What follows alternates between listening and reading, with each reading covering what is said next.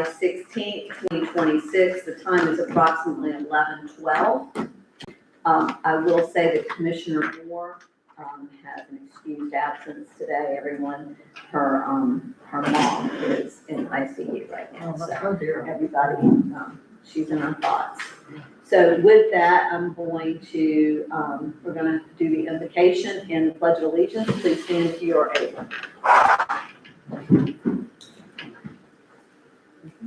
Dear Heavenly Father, we come to you today, Lord, and we just ask you to look upon us and give us the wisdom that we need to get through this, Lord, for the people that we serve in this community. Help us to discern what is good and what is not necessary. And Lord, we ask you also to lift up the Moore family and be with them and everyone in our community as we go forward. We ask you in the Lord Jesus' precious name. Amen. Amen. Pledge allegiance. I pledge allegiance to the flag of the United States of America and to the republic for which it stands, one nation, under God, indivisible, with liberty and justice for all. Okay, Madam Clerk, if you'll do a roll call for us, please. I didn't say this. Sorry. Really? Jeez. Commissioner Cynthia Burton, Here. Commissioner Lisa King DeVito, Present. Vice Mayor William J. Laurie, Present.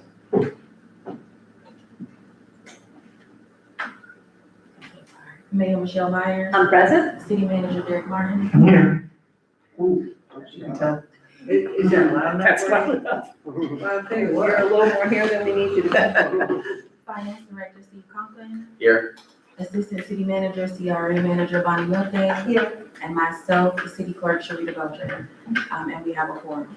Okay, thank you very much. If nobody was awake or deaf, you are now. We are now. And I apologize. We are now. Thank you, Commission, for being here today for this workshop. We worked to try to bring you all the best numbers we can based on what we know we have coming in. We're going to start out with our Better Place, our discretionary fund today. It should be in front of you. Yes. before we start, can I ask a question? Yes. Okay, of you, and then maybe the commission. I noticed that says budget workshop, we don't have a place on here for public comment. I will always ask for public comment. I think there are two people here, who want to comment on something that would fall under the general budget update. So So under general revenue and not the two that are before us today, is that correct? I think, Okay. since I've Okay. spoken to them I'll before, go ahead and we can open up public comment. If you want to come forward, please come forward, state your name, your address if you will.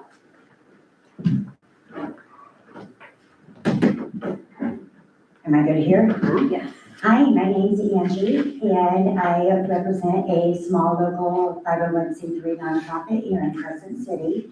We are made up entirely of volunteers that are dedicated to improving the lives of the people and pets in our area. I'm proud to say that over the past 12 years, we've been continually able to provide support for assistance with emergency vet care, spay and neuter services, and DNR efforts. I think we can all agree that Crescent City has a significant overpopulation of stray, unvaccinated, and unaltered cats. It's an issue that affects public health, animal welfare, neighborhood quality of life, and even the image of our community. All pet owners should have their pet registered, vaccinated, spayed, neutered, or possess a breeder's license and safely contained. And responsible pet ownership should always be encouraged and supported. However, the facts are that funds are low, resources are limited, and the cats already living in our streets are not going to fix this problem themselves. If we do not act, the population will continue to grow, and so will the challenges that come along with it. Each cat costs between $45 and $79 for the spay or neuter surgery, plus a rabies vaccination, in addition to fuel and other expenses. Just since January of this year, we have TNR'd 36 cats, several of them pregnant females, right here in City Hall's backyard. Every cat we sterilize prevents future litters, reduces nuisance complaints, and ensures another cat is vaccinated against rabies. With a confirmed rabies case recently identified in a neighboring community, proactive management of our feral cat population is more important than ever for public health and safety. Our greatest challenges are the cost of spay-neuter surgeries, transportation, and volunteers. We currently have one volunteer available to transport cats to the clinic once each month in their own personal vehicle. We have 2 dedicated trappers using their own supplies. While our volunteers are committed to trapping and caring for these cats, limited surgical funding and transportation greatly reduces the number of animals we are able to help. We are asking the city to partner with us by helping to fund spay and neuter surgeries, and by possibly in the future exploring ways to help with transportation, whether through access to a city vehicle, transportation assistance, or another creative solution. Even modest support would allow us to TNR significantly more cats and improve the health of both our community and its animals. Our volunteers are ready to continue to do the work. We simply need a partner to help us expand our impact. The cats aren't going to fix themselves, but together we can make a real and lasting difference. Thank you.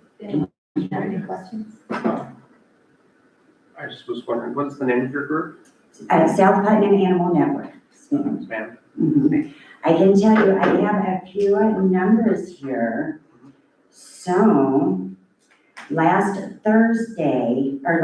this Tuesday of this week, just the day before yesterday, we trapped 5 cats right back here. June 9th, we trapped another 5 cats right back here. March 10th, 5 more from this area and the Ace Hardware area. I drove through your back parking lot last night. There are at least 4 adult cats without an ear tip plus kittens. So it really is, and that's right here. That's just right here, yeah. Right, This parking lot. Yeah. so Where are you taking them to? we are taking them to Flagler Cats. I don't know if you guys want to pass this list around. I have a list of facilities that will do spay and neuter surgeries, 70 miles away, 64 miles away, 87 miles away. Flagler Cats is our closest at 29. The closer we get, the more it costs. That's where our 45 to 79 is coming in. That's what they charge.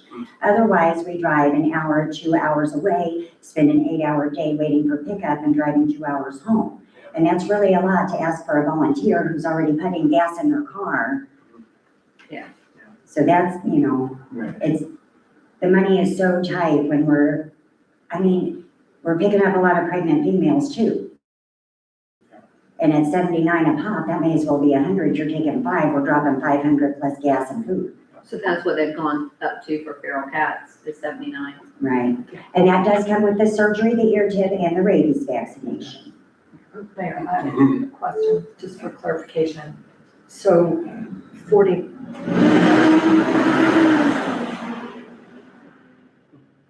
That's Miss Adams. For those who could hear it. You mentioned 45. Is that for neutering? That is for spay or neuter. Right. If they are pregnant, that's when it goes to That's the 79. 79. But we can't tell you who gets in the trap. No, I understand. Right. You take. So like during, and they do specials sometimes, and we always take advantage of that. Right. During, I think it's during November, they do, the Nutcracker. That's $5 meals. But when you're setting traps, you don't know if you're gonna get a boy or a girl. So that one we don't typically participate in unless we have a target male that we're going after. The kittens in the backyard, I have to tell you, it killed me to not set traps and grab those kittens yesterday. But I don't have a plan for the mama right now. I don't have an appointment and I don't have money to pay for her surgery. I cannot trap those kittens and leave the mama. What if I get the mama? Then I can, socialize the kittens, but I've got a mama in a trap until if or when. Yeah. I've got some numbers for Dr. Grossman's office if you'd like to know those. You mean for the price from them? Yes. How Okay. much is it right now? Just So curious. for a spay surgery on a feral cat, $237, plus a $72 pre-exam, plus extras, because they're gonna wanna require fluids. If the cat is pregnant, add $80 to that. Neuter surgery, $176 for a male cat, plus your $72 pre-surgery exam. If the cat is crypt orchid, if there's other issues going on, you can automatically add another $80 or more. Also, they do the extras, they do the fluids, which cost more. Typically, there's a flea treatment involved because they will not treat the cats without a flea treatment. So you're looking at another 20 on top of that. And that's where we stand. I also asked about euthanizing the ferals, just in case. He will not. So, so that's a no. Well, yeah, I mean, I think that's all good information that we need to take into account and think about it. I mean, as you know, we supported ARC buying the spay neuter trailer, which we were hoping was gonna be, you know, a big effect, but it's a very expensive, you know, thing to do, not just buying the trailer, but now they found operating it is a big deal. And Also, I can tell you that they would not do feral cats in the trailer. Right, no, Yeah, Right. and that really is what the problem that most of There, us we see. don't have a local place to take them. And I mean, and not to demonize Dr. Grossman, I mean, he does a lot of good work, but I mean, it's, He's a business. yeah, it's a business and he is the only one, so he's gonna Right. charge what the market bears. But, I think that, you know, hopefully we, as we go through this process, maybe we can figure out, I don't know what the, legalities of, you know, how we would be able to fund, but I think we definitely need to consider this and talk about working out some sort of partnership that we can help. I mean, I do know that in Malacca, the Friends of Malacca have been doing, Yeah. you know, They do chopping amazing work. DNR for, and unfortunately, the more they do it, the more the problem is, because I think people bring cats there now and drop them Well, off. and that's where we are as far as trying to do fundraisers Mhm. or announce that we need donations. You put that out there. For every one donation, you get 20 calls for help. Yeah.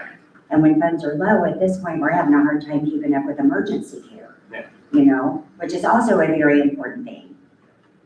We've taken, I mean, Flagler Cats at one time, I know very graciously, they continue to take ones from our county. We've taken all of ours in our neighborhood. I Right? know you've taken Clay County, in the Clay County, you've taken Yeah, that, still too, right? Duval, how many, you've Duval. taken 50 plus? Yeah, 50 plus. Yeah. And it makes for a long, expensive day though, Yeah, right? yeah. Going that So you far. drop them off and come back the next day. Okay. That's a lot to ask for a volunteer though that's doing this for cats that aren't theirs, But I just right? plan it that way. I know what I mean? I know I can have business up there, drop them off, and then I can go. I think this Right. this is good conversation that we Mhm. need to have, but I think we also need to hold the county accountable Mhm. at the same time.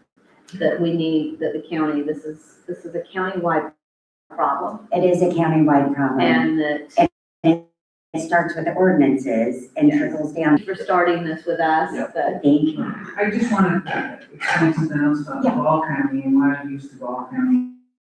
Yeah. Right now, they're up to about $75. They do the police, they give them all their other shots, okay, that they need. But the other thing that they do, and I work with them pretty well with their, humane society up there, their animal, society that, you know, adopts them out. I have brought 30 to 40 kittens up there, boxes of kittens, and, they will take them. So they have like a kitten diversion. Because Yes, that's another thing. I mean, these babies, if we don't get our hands on them while they're little, we'll never, you know. well, and that's why I deal with the ball. I mean, they take them, I don't pay to bring them, they take them for free. And, I just, heck, you know, I just like their attitude. You know, I've been through where they've taken me through and brought me up into the hospital to show me how it's all done and. It's how very they treat- interesting. it was a really, really cool thing. The other thing that they do, and I brought it back to our county, okay, and they kind of, get out of here. But the other thing that they do is they actually train people, you know, for our high schools, especially our high schools, their high schools, not ours, but they have a program where they actually train people to come in and learn how to be an animal technician. And That see, is we don't do think what they do is great. And I brought that to our commission and they don't really want to hear it. It's too much like work, I think. Yeah, it's a tough ballgame. Are you talking to our county commissioner for our area? I'm sorry, Commissioner Newbold, are you also engaging Commissioner Newbold? I have not, no. Please make sure that you do, that y'all reach out to Commissioner Newbold. Because I do think this is a conversation, and with that trailer, you know, they made a large investment in that too. And one of the biggest problems is, of course, the vet services. Right, But if they could somehow or another partner with that trailer, with the county, you know, that might be very beneficial, even if they have to park it up there at the facility. it's better than driving 60 and 80 miles away. Yeah. And, I and to mean- be able to offer this, and so they're going through their budget right now too. And of course, Duval County, Marion County, okay, and Gainesville, they have a place up there, I forget the name of it, but I know that Ginny also uses that area. Ginny and I took a ride up there to take a look at that organization. One thing I will say about the veterinarians that work with those organizations, they do it for free. They do, They come in, they plan when they're and they coming love the in. animals. Oh, yeah, they come in, So- and they just rotate back and forth, so, you know, I don't know why we can't, Work together. yeah. Well, with all of this being said, would you be willing to help with transportation? Would you maybe take cats for us once in a while? Well, I've always offered that with Jenny. Jenny's never called me. Yeah. I have a very, very busy schedule. Yeah, me too, girl. Well, I do, I really am. I really do. Yeah, me too. But the thing is it's always open, and if I can do it, I will do it. But I can't wait around for cats, and that's the other reason I use the ball. I drop them off, and then I go. You bring them back the next What I day. have to do.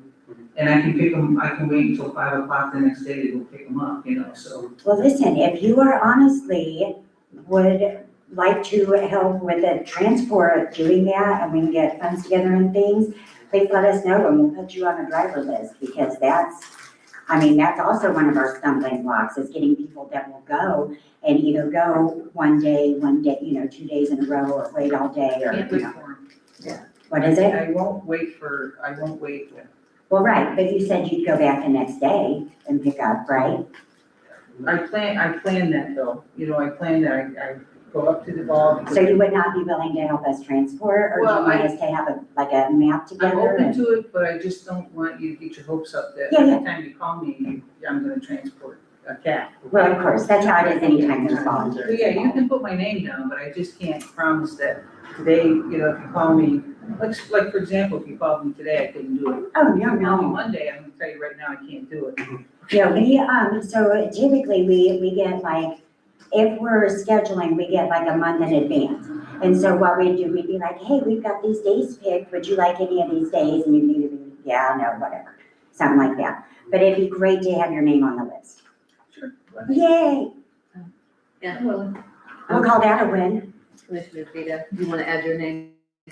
No, I do not. Okay. How about you? I do. It's a rough ride. What, It's a, what I was going to say is, I think this is great information.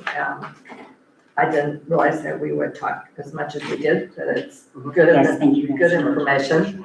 I have a little bit more to say, but I want to hold my comments until we get to the general fund part of the budget. But I think we've gotten incredible data. The one thing I do want to say about Duval and what they do and what Commissioner Burton does, I wonder a little bit if we tried to take all our cats to Duval, would they, is there, you know, a critical point at which they will, I don't know, I'm just throwing that out there. They know that I'm doing button. Right, but I'm saying we could probably It do, would be too much. we could probably do 3 times as many.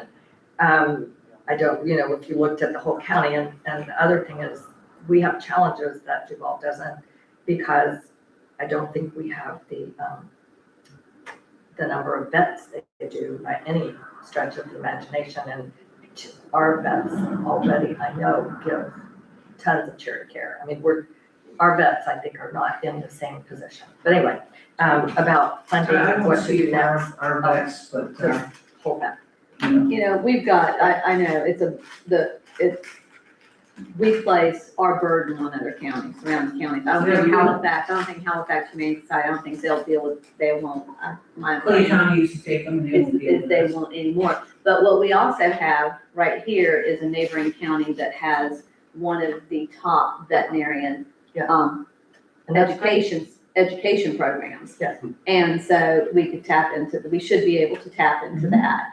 Right, it's So- the transportation that Well, stops no, I us. know, But if right they here come in here in the trailer, Palaca, if they go to Palaca, if they were to go to Interlock and set it up somewhere like that, to right, make it to where they could come in, it's a great training opportunity. And we should really be encouraging and that. right now, and the taking- county has a trailer available. Yeah. Yeah. Anyway, thank you. Thank you Thank for you your guys so passion for much. this always, Angie. We know that's what you do. You I love, appreciate it.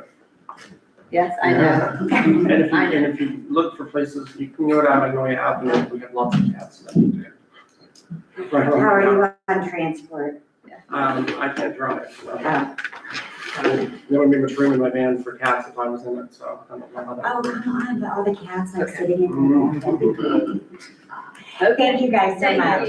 Thank you. And I encourage you to come back during, one of our regular evening commission meetings, regularly scheduled, and speak then also. Okay, Okay, will do, thank you. okay. Let's go. Yes, ma'am, thank you. Anything else? Everybody good? Okay, let's go. And so, on the agenda today, I know we had our Better Place, we had CRA, and we had to catch all if there would need to be any discussion on the general fund, but I did not print out a new general fund for you all. I can put up the general fund on the screen and we can have a discussion. I just want to let y'all know that. Start out with the Better Place revenues. State of Florida 1 cent sales tax, and you'll see this usually is provided at the beginning of July.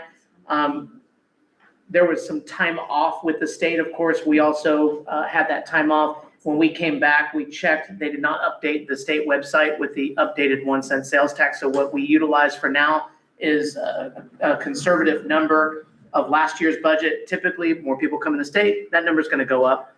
So we feel real confident that we're going to have a small bump in the number that we utilize right now at 250,000. Moving forward, the big number was the carry forward from the Better Place plan from 2024 that did not get included in last year's budget. That was $300,000. So this year we're going to have a windfall of $300,000 from previous budget that was not utilized and leveraged. So on top of our total charges of $550,766, which is a 23% increase from last year. And so we continue to move down the line. On the Better Place plan, you all will have the budget in front of you, which runs through the numbers. And you'll also have a spreadsheet with a table that kind of goes through each one.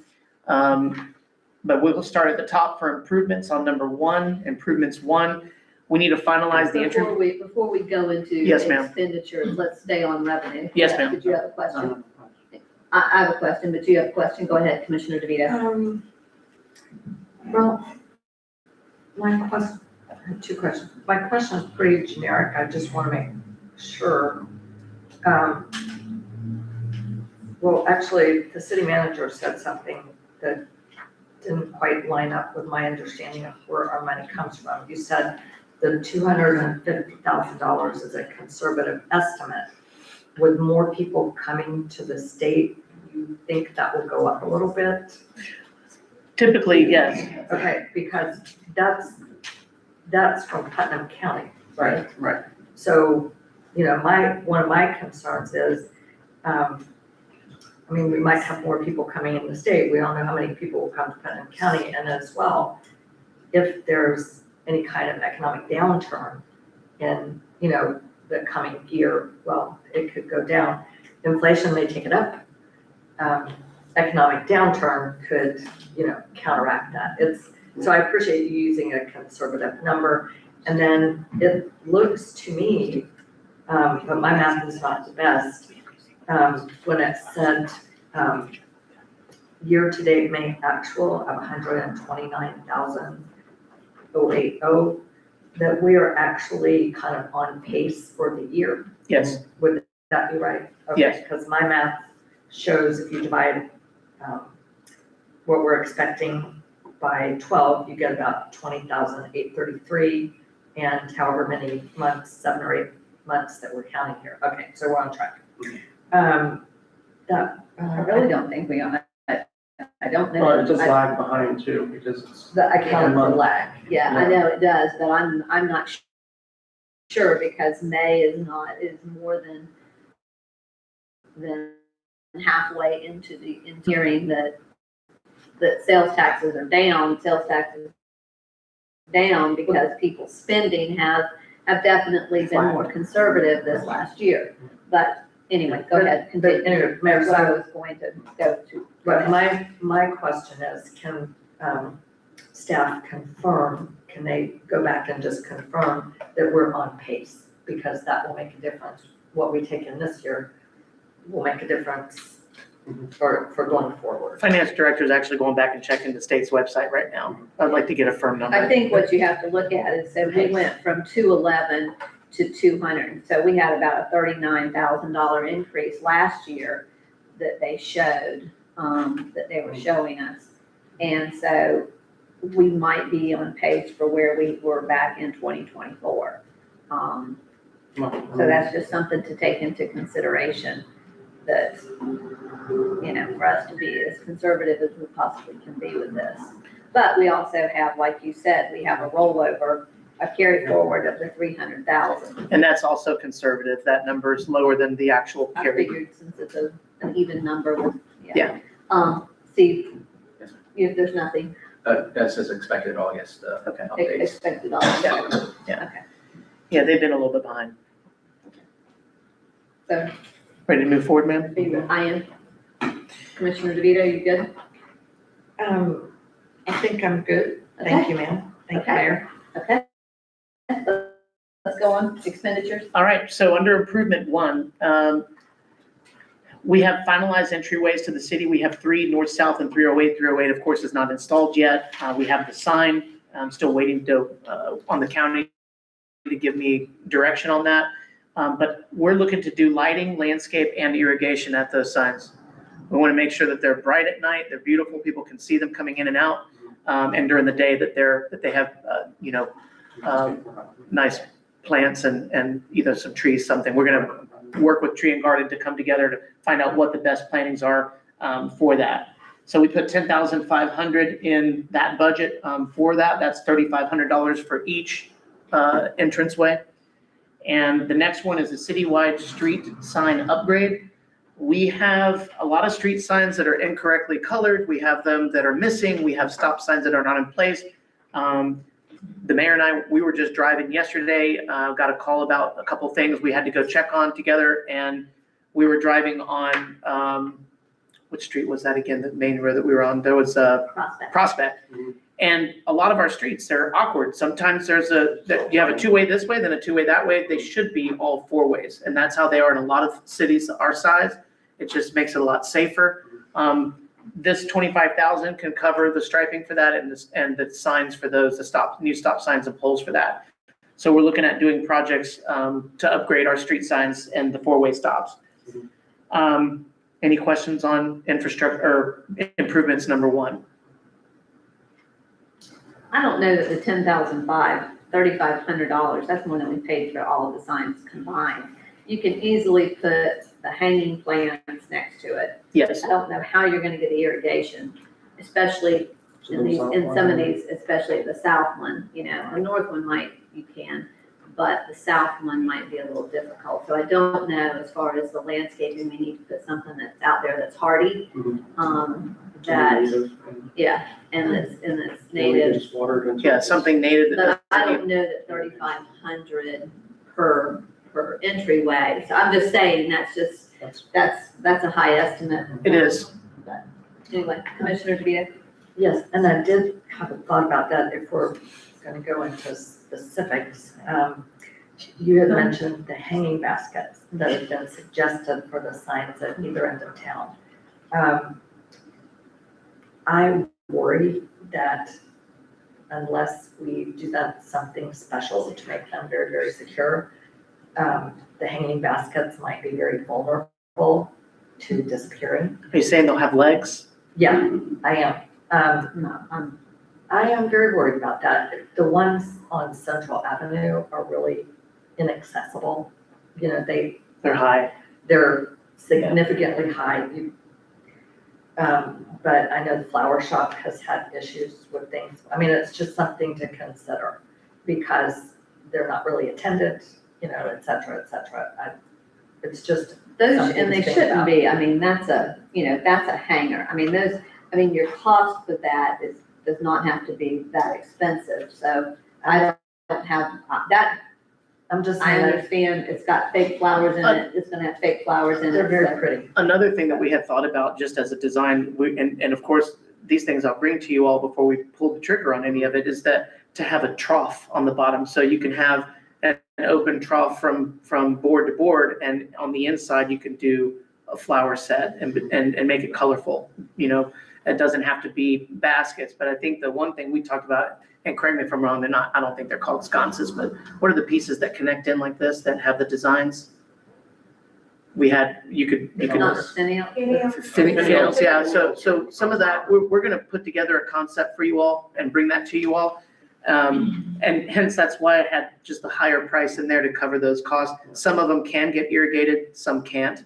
But I mean, this is just a number right now. We're not. It's just a number right we're not now. coming to a design right now. Yeah. That's just- Correct, Right, and we need caps on the tops of those. Yeah. correct, there's still work to be And done. solar lighting, so Solar. solar lighting is easy, and relatively inexpensive, you don't have to run electricity, but we absolutely need some solar lighting to, Eliminate it, because to that- highlight it. Yes. Okay, That's let's the move one on. thing that we didn't think about, is those Yeah. those signs aren't reflective. Yes, So when you're coming into town at night, it doesn't, the Yeah. headlights hit it, and it doesn't light up. Yeah. But All right, so moving forward, under infrastructure, number 2, this is stormwater upgrades for Lake Street. We have some culverts that are going bad. We have curbing that needs to be replaced, just like we did in front of Miss King's. And we have some drainage that have been reduced down. Some of the culverts been reduced down. We found out from doing some videotaping that some of the culverts going out to the lake actually went down to an 8-inch pipe, 10-inch pipe from 15-inch. And that's not typical. Not sure when that happened or occurred, but it's caused a pinch, and some of the yards have had some cave-ins and pipe failure. We're looking at upgrading some of those on Lake Street just to make sure we take care of any of those flood issues. At the same time, we're working on trying to get a grant and have a plan for major drainage issues along the south end of our bank there. So, so I have 75,000 in there for that. The other is $30,000 for electrical and irrigation upgrades over at Evil Lion Park. Something that's really needed out there. We already have the bones of the irrigation. We need to get it reset, expand it, fix the areas that have problems. And then the electrical upgrades are for the boxes that keep popping. We need to upgrade those. I would like to take those to the trees, especially if we're going to continue doing lighting, which is, I think, important for the city. And I'm going to try to mimic what St. Augustine has done, because they have nothing but oak trees, and they have a specialized system they've put in those trees for lighting. And so I'd like to work with them to see what they've done. I don't think we have enough in the budget for that this year, but at least the electrical components can be done to where they're not popping and having issues. yeah, 'cause that's a constant issue, and it rains, I have to go out there and pop Every one time. of them. Every time. So, every time. No questions on that?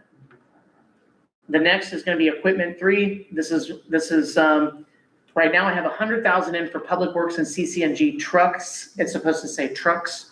I have 2 trucks that are down right now, a 2013 and a 2017 with the CCNG.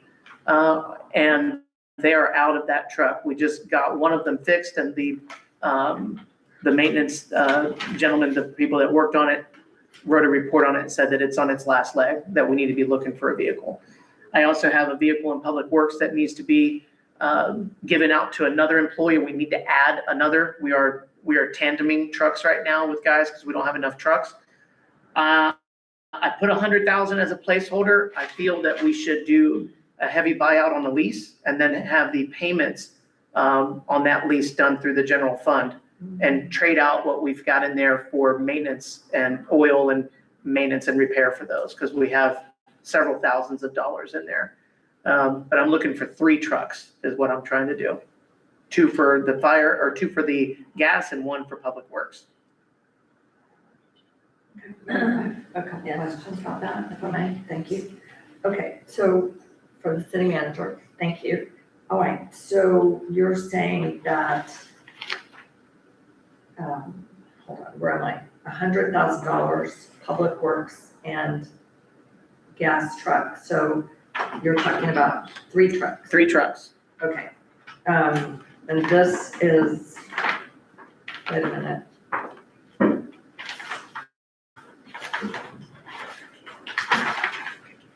This might have been someplace else, I thought I saw a specific truck, but maybe I'm remembering another spreadsheet, okay. You're probably thinking of the claw truck that we had talked about, maybe the claw truck. Yeah, these are, Tow truck, whatever. yeah, these are the trucks. Hang on, so I'm pouring it now, and thank you, Mayor, and Please. thanks, Vice Mayor. So these are 3 trucks, and they are shared jointly by Public Works and Natural Gas? No. No, ma'am. So right now, I have workers in public works that are sharing a vehicle. Right. I want to have the availability to split them up in order to spread them around town a little bit better.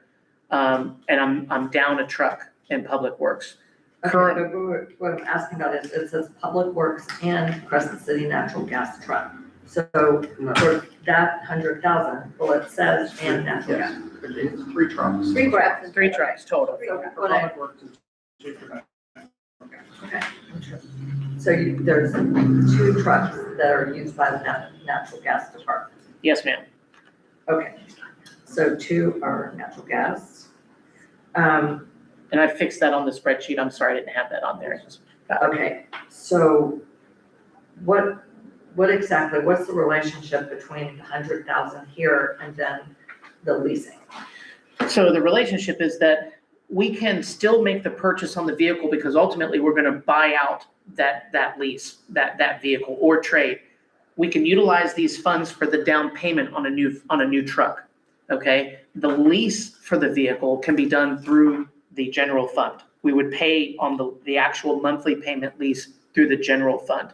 And what we would do is we would trade out all of the maintenance costs that we have for vehicles for those payments. What I want to do to buy that lease down is by utilizing these funds because it's our asset. So we can put 10 or 20,000 down on a vehicle, buy that lease down, the payment becomes more affordable, and we get what we're looking for, which I believe what we have priced out on a buyout is Ford F-250s, 4x4 single cabs, gasoline, which are about $50,000 a piece. And so that's the total cost. But we can build it in the budgets for the next couple of years, let's say 3 years, to do a buyout or trade that in and get the best money back as well, because they'll do a buyback. Now, I'm still waiting to work with Unified, which is the company that came and did that we talked about before. And I'm trying to get numbers based on those trucks. The ones that we had, that price that he gave me originally was for a 250 4x4 diesel double cab. We don't need all that. We don't need all that. So Okay, Mayor. I'm not sure. Go ahead, Commissioner DeVito. Okay, so we discussed in prior years that we can't lease, but if we're making a down payment, I just want to make sure that it's acceptable under state law for us to use Better Place Plan funds for a down payment on something that we're not really buying. That was we're my, leasing. that was my question too, is to make sure You that should go first. that we can, Yeah. that's an allowable expense because you don't own that vehicle. Yes. So there's no ownership there. So just make sure that. I will double check on Because that. that's very important, that it's an allowable expense when there's no ownership involved, because typically with Better Place, there needs to be ownership. And it's like a 5-year, Yeah. lifespan. So just Right. make sure, I'm Right. not quite sure you can do that with that. Okay, Can I ask how much Yes. money you have, in the budget for oil and gas and tires and what have you, for our budget? I would have, yes, I would have to go in and grab all of those because it is split between, the accounts, but we have thousands of dollars in there for, I know 2 line items itself. I know one has 7,000, other one has 6,000. I'd have to go in and add all of them up for you, but I can do that. I can get that answer for you. Even through a lease program though, tires, as they wear out, you're Yeah, responsible you're for it. You're responsible for that. You know, your oil, all of that. I mean, honestly, with any type of a lease, unless you put it under a fleet program. Right. To where they do that servicing, that maintenance servicing, Right, which is different from a lease. Right. You know, you're responsible for all of those, all of the operational costs of Yes. that vehicle. yes. And they did have that on there where they handle all of the fleet maintenance for it. Everything is done that way. With Unified, they also basically give us the time that we have to trade that truck in. Sometimes on certain vehicles and the trucks that we're looking at, you can actually make money on the second end on a buyout and get into a new lease. So that's other options that I'm looking at to bring y'all. The reason I asked the question that I asked, is there enough money to start that program with that money instead of the Better Place Plan money in case we can't use the Better Place Plan money? I believe there's enough money for payments. I don't believe that without adding a line item or in there for a down payment, I don't have, for that lease, I don't believe we have that currently. We have a surplus in the budget, but I also don't know what millage rate we're gonna be at, and so I don't know exactly what that surplus is at this time. Based on the 8.71, we have a good surplus, so we can Why do don't you something just like figure that. out Plan B? Because I Okay. think it's a good plan, but. figure Plan out B. Okay, I got it. In case we can't use this 100,000. Commissioner Lori? I was just gonna say, I mean, we just leave that as a placeholder, figure it out, let's, Okay. move on. Okay. I don't think we need to sit here and discuss this over and over, but the companies that you're talking about, there's more than one of them in the market. There And is, I don't understand the economics of it, but they seem to be really good at what they do. and they work with a lot of They municipalities. make a lot of, they make it work for a lot of cities, so. Yeah. I think we need to be a little open-minded, but of course, I also am always the one talking about the requirements for state law and make sure that we don't run afoul of that. Okay. Because those monies are very encumbered in certain ways. Sure. Well, that's why we Yeah, brought sure. that, that's why we brought that question Yeah. up. You also, if we look back on our past, as far as what we've had on there for a Better Place, and that's why we're in a workshop today, is to talk about all of this, so that we can get it out in the open, and we all have a good understanding of what our plan is as we go forward with this Better Place dollars. That you had on there before, like you wanted the clam truck. And Yes. that clam truck and how necessary that could be, and then also Kubota. So we've got the one Kubota, we share it with the fire department during any type of events that we have. They use it for an emergency Right. vessel to get people in and out, or to the emergency, to the ambulances if they need be. Right. We haven't purchased a second one. No, we have not. And I think from a public works standpoint, and also for a Corey's standpoint, it makes it much easier for him when he's out doing the meter reading. So oftentimes he's in town, if he's in town, he's using that Kubota, and our public works can't use it. The Kubota sometimes can be very beneficial to him. Yes, So I ma'am. mean, I would encourage you to put that somewhere in the budget, because the Kubota is not that expensive, and you don't have to go with a Kubota. Right. Right. You go with a John Deere, you could Side by go side. with a Gator or It's a something, side by side. yeah, you could go with Okay. something else. Well, because that's what they have in Yeah, the right. budget as the Kubota, and that's what people identify as, rather than a side by side. Because a understand. side by side sometimes has a negative connotation in driving it around town. Okay. So anything like that, a work vessel. Yes, ma'am. Let's do Yes, ma'am. a mobile work vessel. Another thing to think too, and talking about Plan B, we'll look at the legalities of that, and I'll double check that and run that up. However, we did price out with Beck, and I don't know if it was just what they had or if it was state program. The truck we're looking at is $50,000 for purchase. We could get 2 trucks and pay them outright. I just didn't want to utilize it that way. I wanted to try to keep some funds in there for public works equipment, just like that. Why are we not looking at other places? Why are we not kind of? That was just a quick one-off that Keith had given me because I asked him to give me some numbers. So you're correct. We should look at Well, you need to Garber. look at other numbers. Right. Because I didn't buy my Chevy at back because I got it cheaper somewhere else. Okay. I'll just say it like that. Yes, Okay? yes, ma'am. Mayor, yes, if I could circle back around to my question about gas department. So this would be an item where we're actually having better pay for an enterprise fund piece of equipment, correct? So, and I looked at the gas department budget cut is balanced right now without including the purchase of 2 trucks. But I'm thinking it might be a good time to start keeping track of what other funds are buying for the gas department and making a formalized,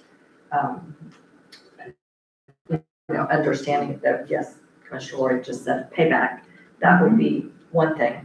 If there are, if we do better in the gas department, then we would be set up for that instead of, I don't think we could necessarily do it retroactively, which is why I'm bringing it up. And then to follow up on Commissioner Burton's question about, is there money in the budget to do the lease?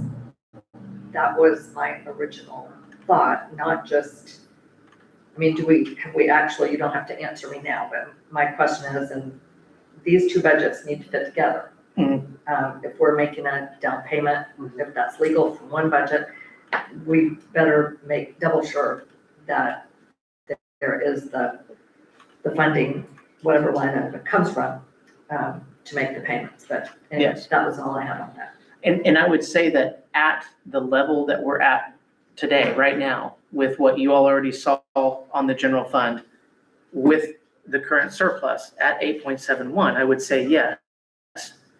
I don't know because I have not balanced any other budget based on another millage rate. And so to get that answer, I would need to know, we would have to go a little bit further down the line. But I feel that there is money in the budget to do that, for sure. I think even if we were to do, as Commissioner DeVito was talking about, if we act as the loan officer, the general fund acts as a loan officer to gas, and then it's on a monthly basis that's paying us back.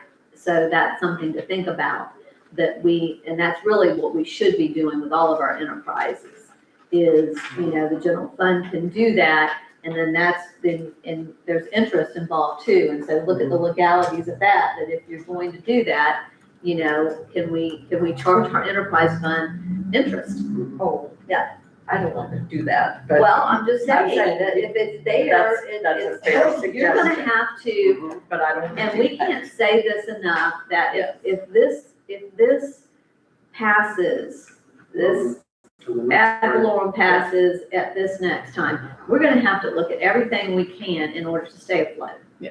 Okay, for our general You're fund. talking about the no tax. Yeah, the no tax. Yes. Amendment 3. Yes. And Amendment 3, now it has a name, Amendment 3, they've called it Amendment 3, for those people that don't know what Amendment 3 is, that's the ad valorem no tax On on homesteaded properties. and adjustments on. So a practice that we need to be doing and that they've encouraged us, and I don't know how many of you were on the webinar the other day, on Monday. Yeah. If you weren't, you need to You need probably, to look at it. yes, to watch it. Yes. But you need to, we need to have a practice of showing, for us, what we're looking at next year. Right.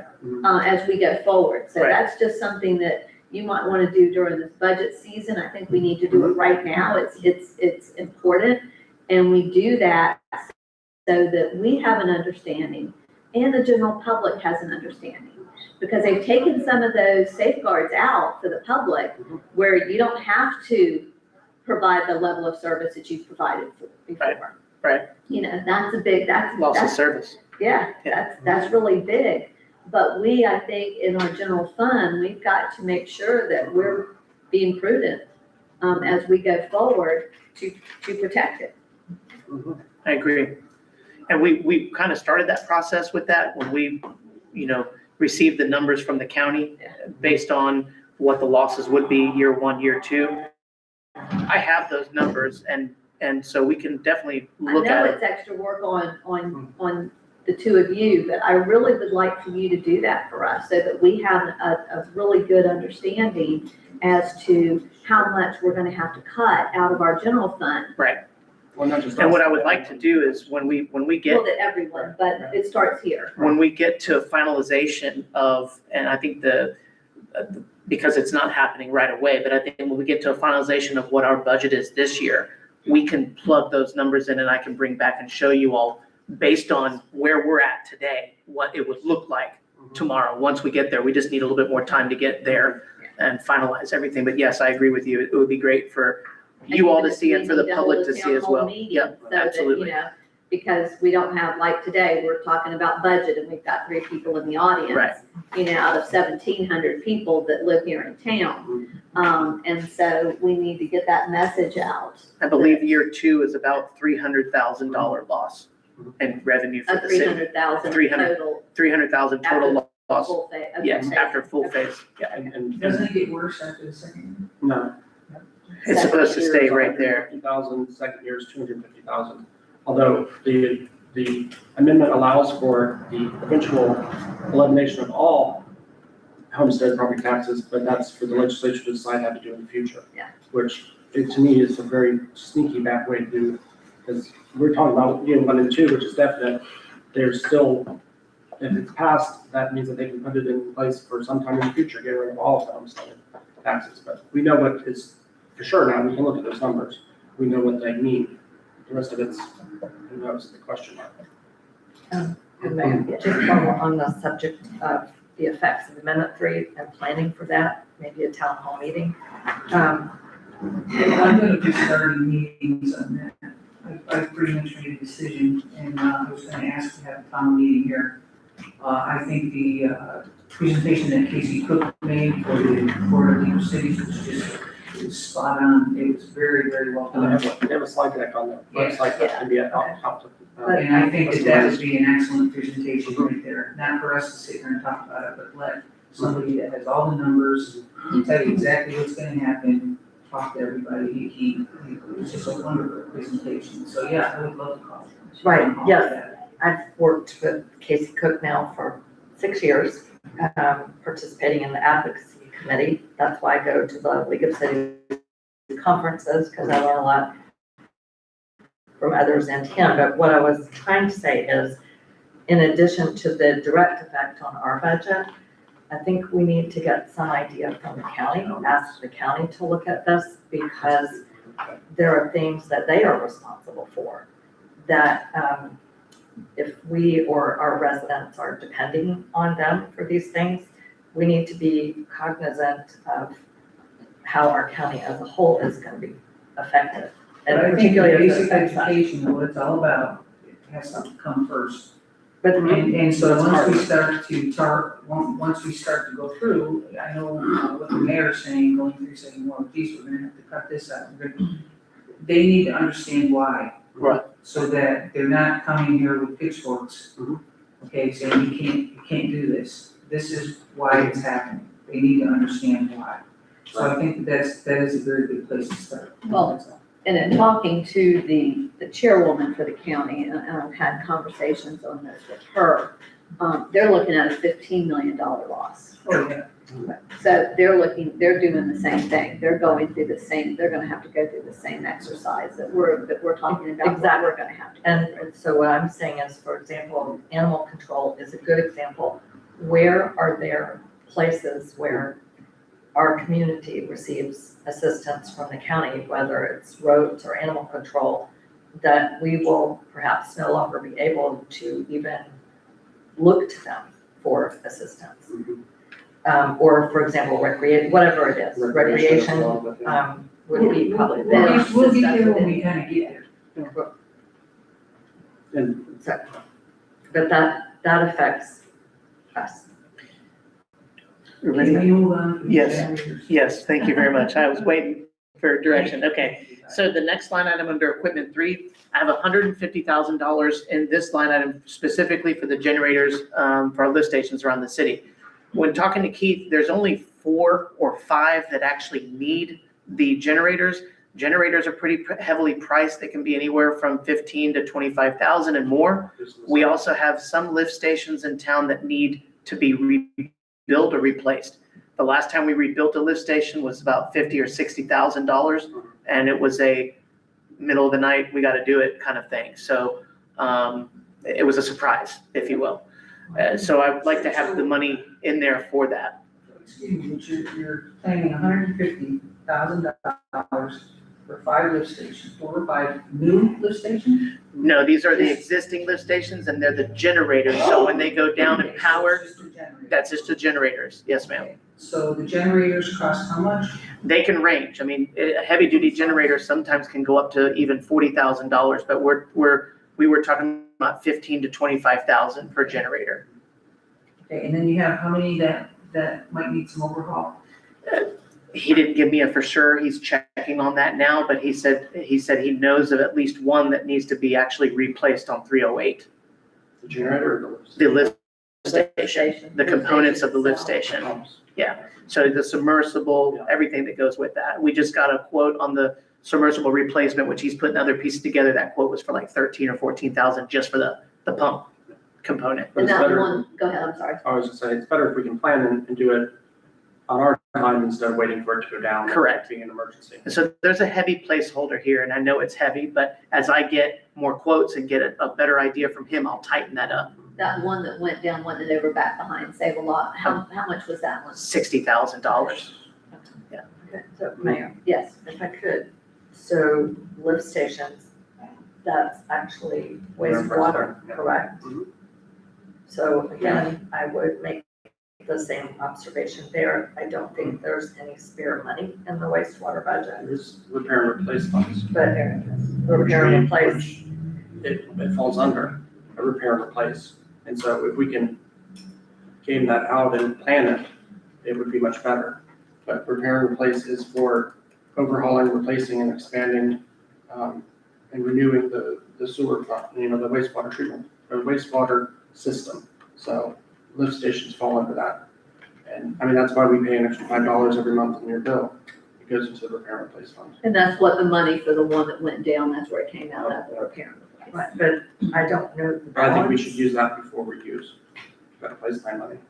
But, well, I would agree that, again, since it's an enterprise fund, if there is money in the budget, and I don't have a figure in front of me, I agree with Commissioner Ward, we should use any funds available from that enterprise fund. And again, if wastewater fund does not have the money, then again, I think we need to put it in the nature of a repayable loan if the funds do become available, because that is a lot of money.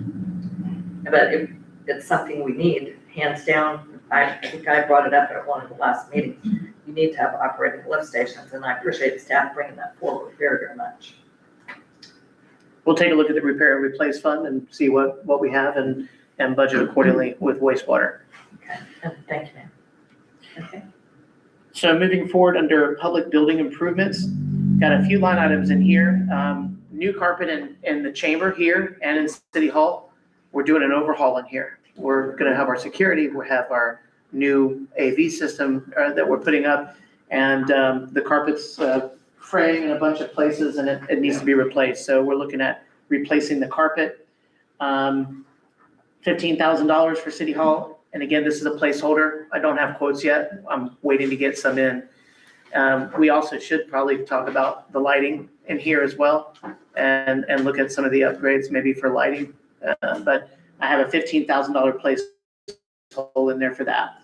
The next is citywide camera system. This is from Verkada. I'm currently working with an individual with Verkada that does their grant writing. We're going to put in for a grant for this. But right now, I would like to make sure we have a placeholder in for the camera systems. These camera systems will be on every asset that the city has. All of our parks, all of our own buildings, areas like City Hall. And so I've got a quote from them for that, put this in the system.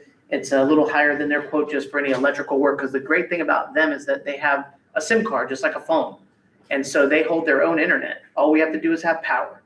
And we'll have cameras like the ones that you saw, excuse me, that was out at the Dexter Beach. I'll have about 3 separate cameras and some cameras that are 360 angle cameras at the parks, and they integrate with the sheriff's office as well. So the sheriff can monitor, we can easily get alerts and also send them information. They can capture what they need. Did we put this out for bid? They're sole source. They're They're a sole source. They're in their technology with what they provide, nobody else can provide.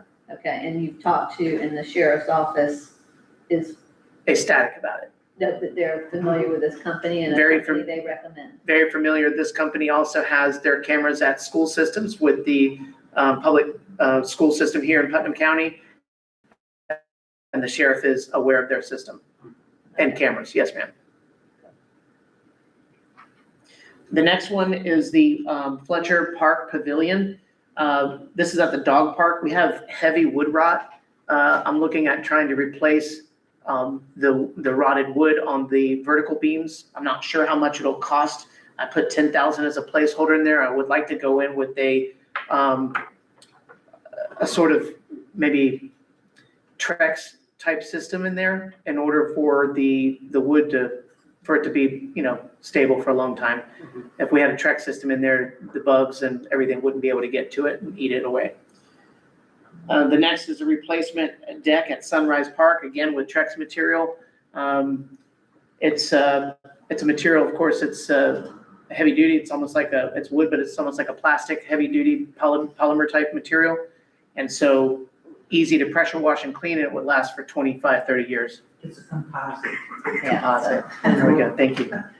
Thank you. And I don't know, Yeah, those, yeah, neither composite. one of those structures are that large, Yeah. so I don't know that might be a little over budgeting, but that's okay, we can use that money somewhere else.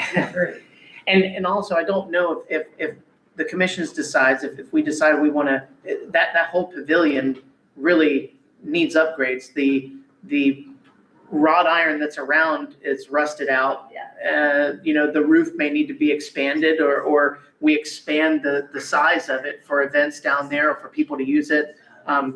This can be utilized for that. The next is a flooring cover for Eva Lion Pavilion. So they have a material, it's a polycarbonate, Is it like sharks coating and epoxy? it's like an epoxy, but it's even better.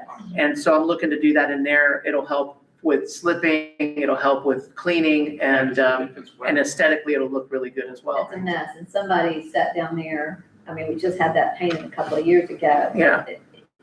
And you're painting the concrete that's already been painted. Correct. So it's gonna peel, it's peeled, but somebody sat down there literally and peeled a huge square off of it. Just Wow. sat there, right there at the stairs, and they peeled the whole area.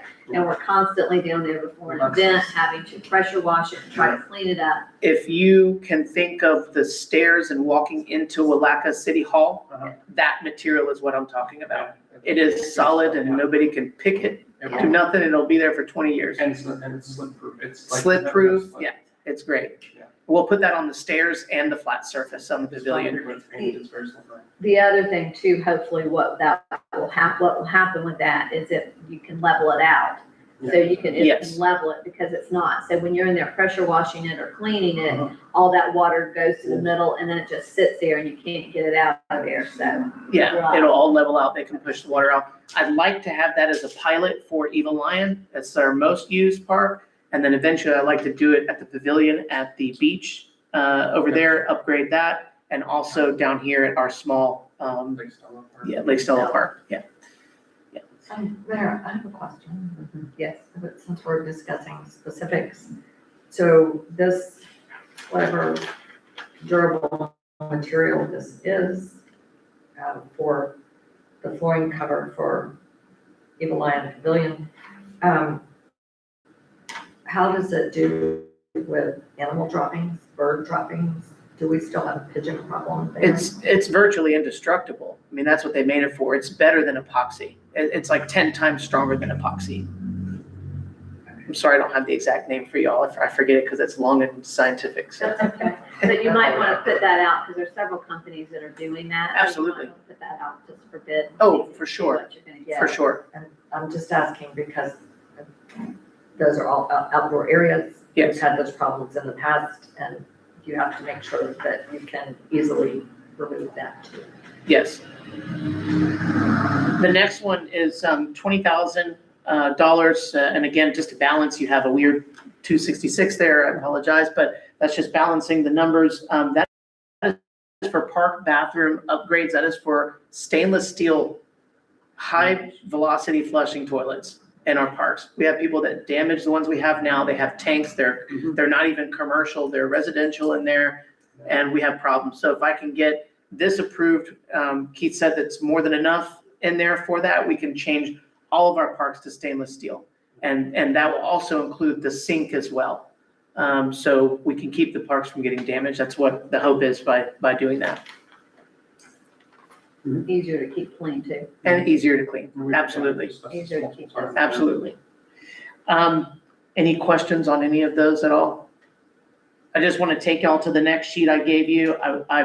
I don't know if the sheet came out when I printed it. I think it was kind of messed up with the merging of some cells, but I just wanted to tell you the entryway signs, of course, we're still talking about how to complete those, but we did get the 2 out. This is last year's 25-26 budget and tasking. So the New Moon Lodge portion is completed. We're waiting to turn that into the state. As far as the schematics, I'm waiting to get that this week.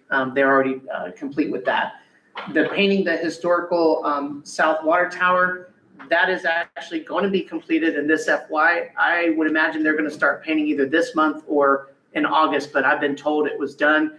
Us as a group has to discuss what we're going to put on there. They've talked to us and said that they will put on whatever we want on that at no extra charge when they're painting it. So we can put historic Crescent City, we can put, whatever we want to do, but I have my ideas, but I want to bring it to y'all. We could do our logo. The logo, Like something that. yes, Yeah. something that tells us, everybody who we are. So I just wanted to give you an update on that. Stormwater upgrades, we are working on value engineering right now for North Lake Street. This is something that, We did that engineer at one time. No, Sorry? I'm sorry. The plan that they had was very expensive. He's talking about something, the value engineering is going in and trying to figuring out a better way to do it. And that's what they're working on now. yes. We did, so You you are so- correct. Right, we did. did have the. Let me, Okay, You're but it correct. was expensive, it was an expensive way. it was a very expensive Okay, way of doing it, so they're looking at now Yeah. how they can, if there's How anything to they do can it cheap. do. They did the design, and when it went out for pricing, it was almost $200,000 to do the work. And that's for one individual, one person. I understand that there's been some issues in that area. I want to take the money that we have and try to spread it for a plan that will help everybody on the bottom. Okay. Part of the 75 in here would also be to implement some of that work down there to help continue the drainage and away from anybody's property. Okay. So I just want to give you an update on that. They are working on value engineering for that. The aerator structure for the 100,000 gallon tank, that has been completed and paid for. The dock repairs from our hurricanes from previous damage has been completed. We are still awaiting money and they have it. Keep waiting. I'm watching. Right now, it's waiting on FEMA for approval. FDEM has already approved it and we're waiting on FEMA's final approval. We have bought some smaller piece of equipment this year. We got the reversible tamp. We also got the chop saw, and there were some other things that y'all approved, but there were others that we did not end up purchasing. And we had the money left over at the time, and we needed to transfer those funds for the 308 project that we voted on. So that's where the money went for this last year, and we still have money left over in that. And that was that overage that came about when we had to, when they were doing the road and we needed to get it. Yes, ma'am. Yes, ma'am. That wasn't part of the grant, okay. Yes, ma'am. And then our informational sign, we purchased that sign, and right now with the new IT company that we're moving forward with, I do have their contract. Don is reviewing that, and as you all instructed, as soon as that's reviewed from Don, I'll execute it. already talked to them. Our new IT company has the schematics for it. I also have an electrician that is going to install the panel boxes and get the plugs correct. And all that's going to be taking place probably in the next week. And I'm hoping that they will be able to get in and get the programming done so we can have our new sign up, but it's in the works. So just giving you an update on that. Any questions as we put Better Place to bed? Well, I had a question about the new lodge. So, the report has been received, but not the schematics? The report and the schematics are all coming. The schematics, I have received those in 30, 60, 90%, when they gave those to me for review. Right. But the final documents that get put out, the CD, all of that hasn't been totally completed yet. I'm anticipating getting a call at any time that's been done. They had some engineering issues that were outside of the city's control and needed additional time. So I had an extension put in. I put in an extension which was approved with the state until July 31st. I've already talked to the state representative. If I need another extension, I can definitely do it. But I believe that we're gonna have everything turned in and the billing turned in for reimbursement for the total amount of $50,000. Okay, so if I could, Mayor, Yes. we've been partly reimbursed by the state? We haven't touched the No. reimbursement at all. Okay, so we have no reimbursement. No.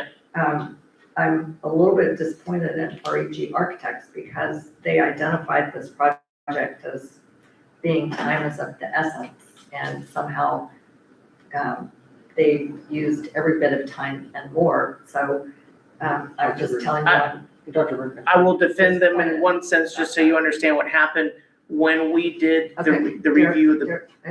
So, Mr. City Manager, I've been listening to presentations about this from REG for a long time, and I will just say, I don't care what happened recently. They said time was of the essence 2 years ago. They're very familiar with our project. We have a relationship with them. We made them a continuing Service. right, we have a continuing service relationship with them. So I'm just saying flat out, whatever the situation was, I'm disappointed. And Okay. if I see them, I'll certainly share that with them myself. Well, unless it's a defendable, I mean, you feel as if it's not necessarily all their They- fault. Yes, ma'am. So if I can, I'll let you know what happened. They Go after them, I just wanna make sure you have all the facts too. Yeah, they reached out, of course, when they had to do their inspection of the building. Mhm. I gave them access to the building, gave them the ladders, everything they needed to get where they needed to go. What happens is when they exposed areas inside the roof, there was additional work that was engineering work that was needed. There were things that were unknown until they got in, and that expanded their time to the right. That's all that happened. Okay, and I will say that they should have been well aware and should have allowed for that in the timing of their project, because they've been in this building before. This building is not new to them. They were paid previously to do a prior step in the assessment. So they should have built in that time for those things. They should have known to allow more time. Yes, ma'am. So, and I just, want to make sure that people are accountable. Mayor, I do have just something that I would like to share with the commission about the Better Place Plan budget as a whole, if we're going to. Sure, go ahead. To bed. Okay, so the thing that is an ongoing concern, I think that this is a very well thought out proposal, but it still concerns me that we don't have our list of equipment and vehicles, our capital improvement program, so that we can see what is out there that we're going to need to either replace or upgrade in the future. This is better, but we really need to have the big picture, and we need to be planning both for capital and for operations, particularly now with the Amendment 3 for the future. But Yes, we ma'am. need to plan for capital for the future. And then on that same line to the commission, I am very hesitant for us to approve use of the entire $550,000 that we expect to have able to expend. Traditionally, we don't spend all that money in a year because traditionally we have many surprises coming up.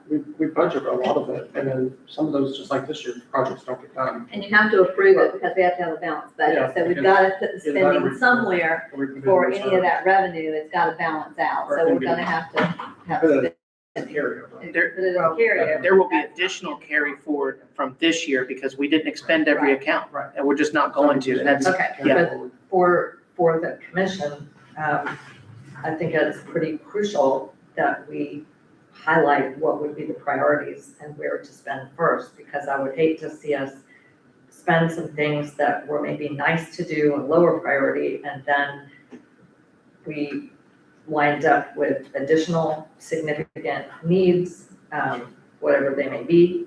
Oh, and the other thing is, we could use better place plan funds for the purchase of a fire truck. I mean, that is, You know how much fire trucks cost? well, You okay, may I, have to take 550,000 and yes, put a down payment. right, we were told very specifically what fire trucks cost, and to my knowledge, so far, we don't have an update on where we are with the situation of our fire truck aging out. That was the last thing I thought we heard from the fire chief. So I also had a meeting with the county, and I wanted to verify the information that I was hearing about the fire truck and the aging out and the law. As long as it's certified and the seals are certified, and which is a service that we have, like basically a maintenance, it gets certified, and we're perfectly fine. The truck can be used for the next 10 years, as long as the seals and all the things are certified, we're okay. I will say this, bringing up the fire truck and bringing up the CIP, so capital improvement plan, I located on the computer, finally. I was digging around. I found it. I'm updating it through 2031, I believe is the update. And what I found in there was correct me if I'm wrong, is it 2031? I believe so. What I found was, and we looked everywhere too when people were talking about fire truck money, because that was something that came up a lot. It was a wish list on the CIP that showed $100,000 for 4 consecutive years. It was something that never got allocated. It wasn't funded. Now, if this commission would like, I can of course put that on the CIP and we can look at options, but I think we're leaving a lot of money on the table by not dumping everything we have into the Florida Prime, however that looks, but everything, because we could get an additional. We already just gave you approval to do that. Yes, So that's done. but I believe that You didn't there's do it yet?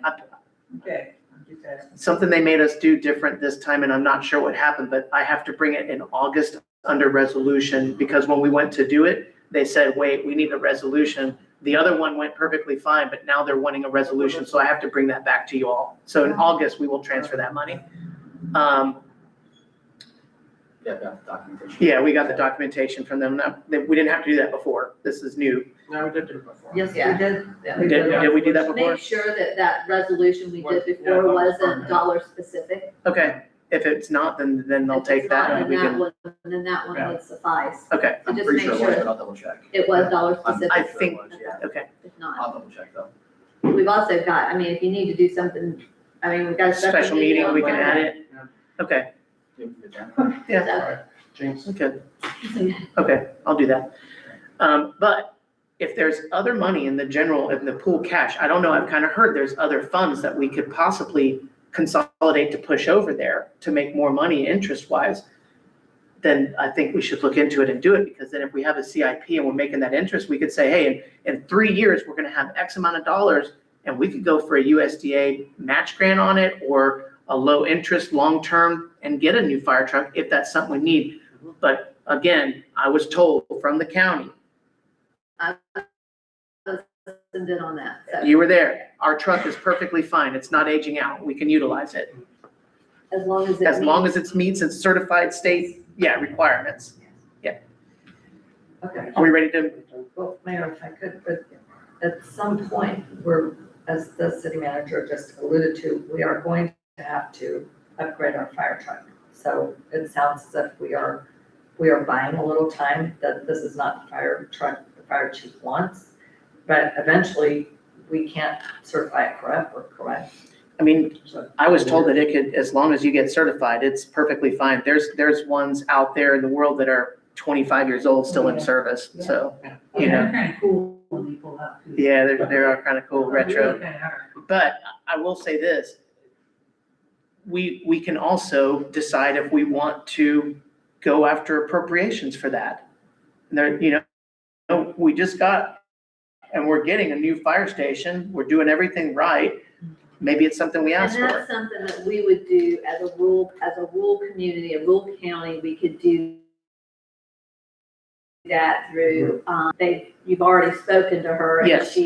she's willing to help us through that process. Yes, So if we find that, that's something that maybe we continue to do. Maybe we just proactively do that and we do it year after year after year.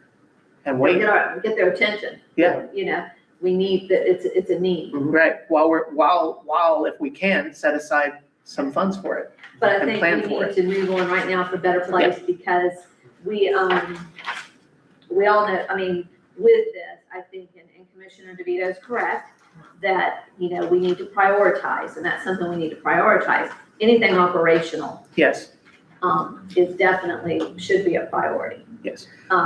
New carpet, well, if we have to put something off, I guess new carpet is as ugly as it is, you know, we might have to put that off. But anything operational, and especially that can assist and aid our employees with doing a more efficient job, we need to definitely look at that as being a priority. Yes, ma'am. Is that correct? Do you all agree with I that? agree. You agree with that? Okay. Yes. And with that, this time, if we have no more questions on Better Place, I'm going to take a 5-minute recess. I have permission to work. Okay?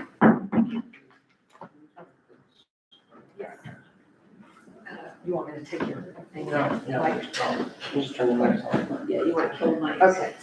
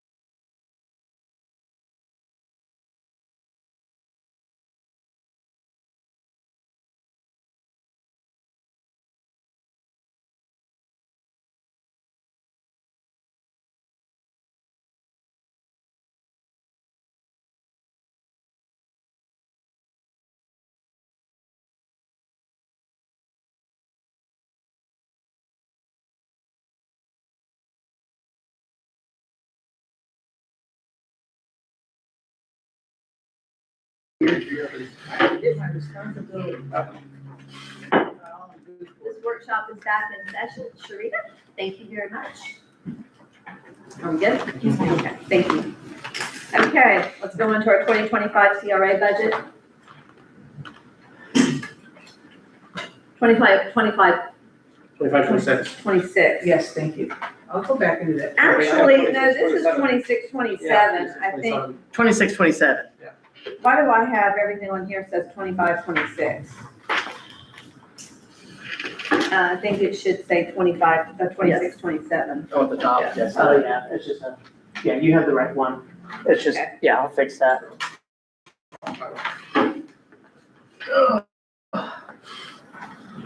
Trying to confuse us.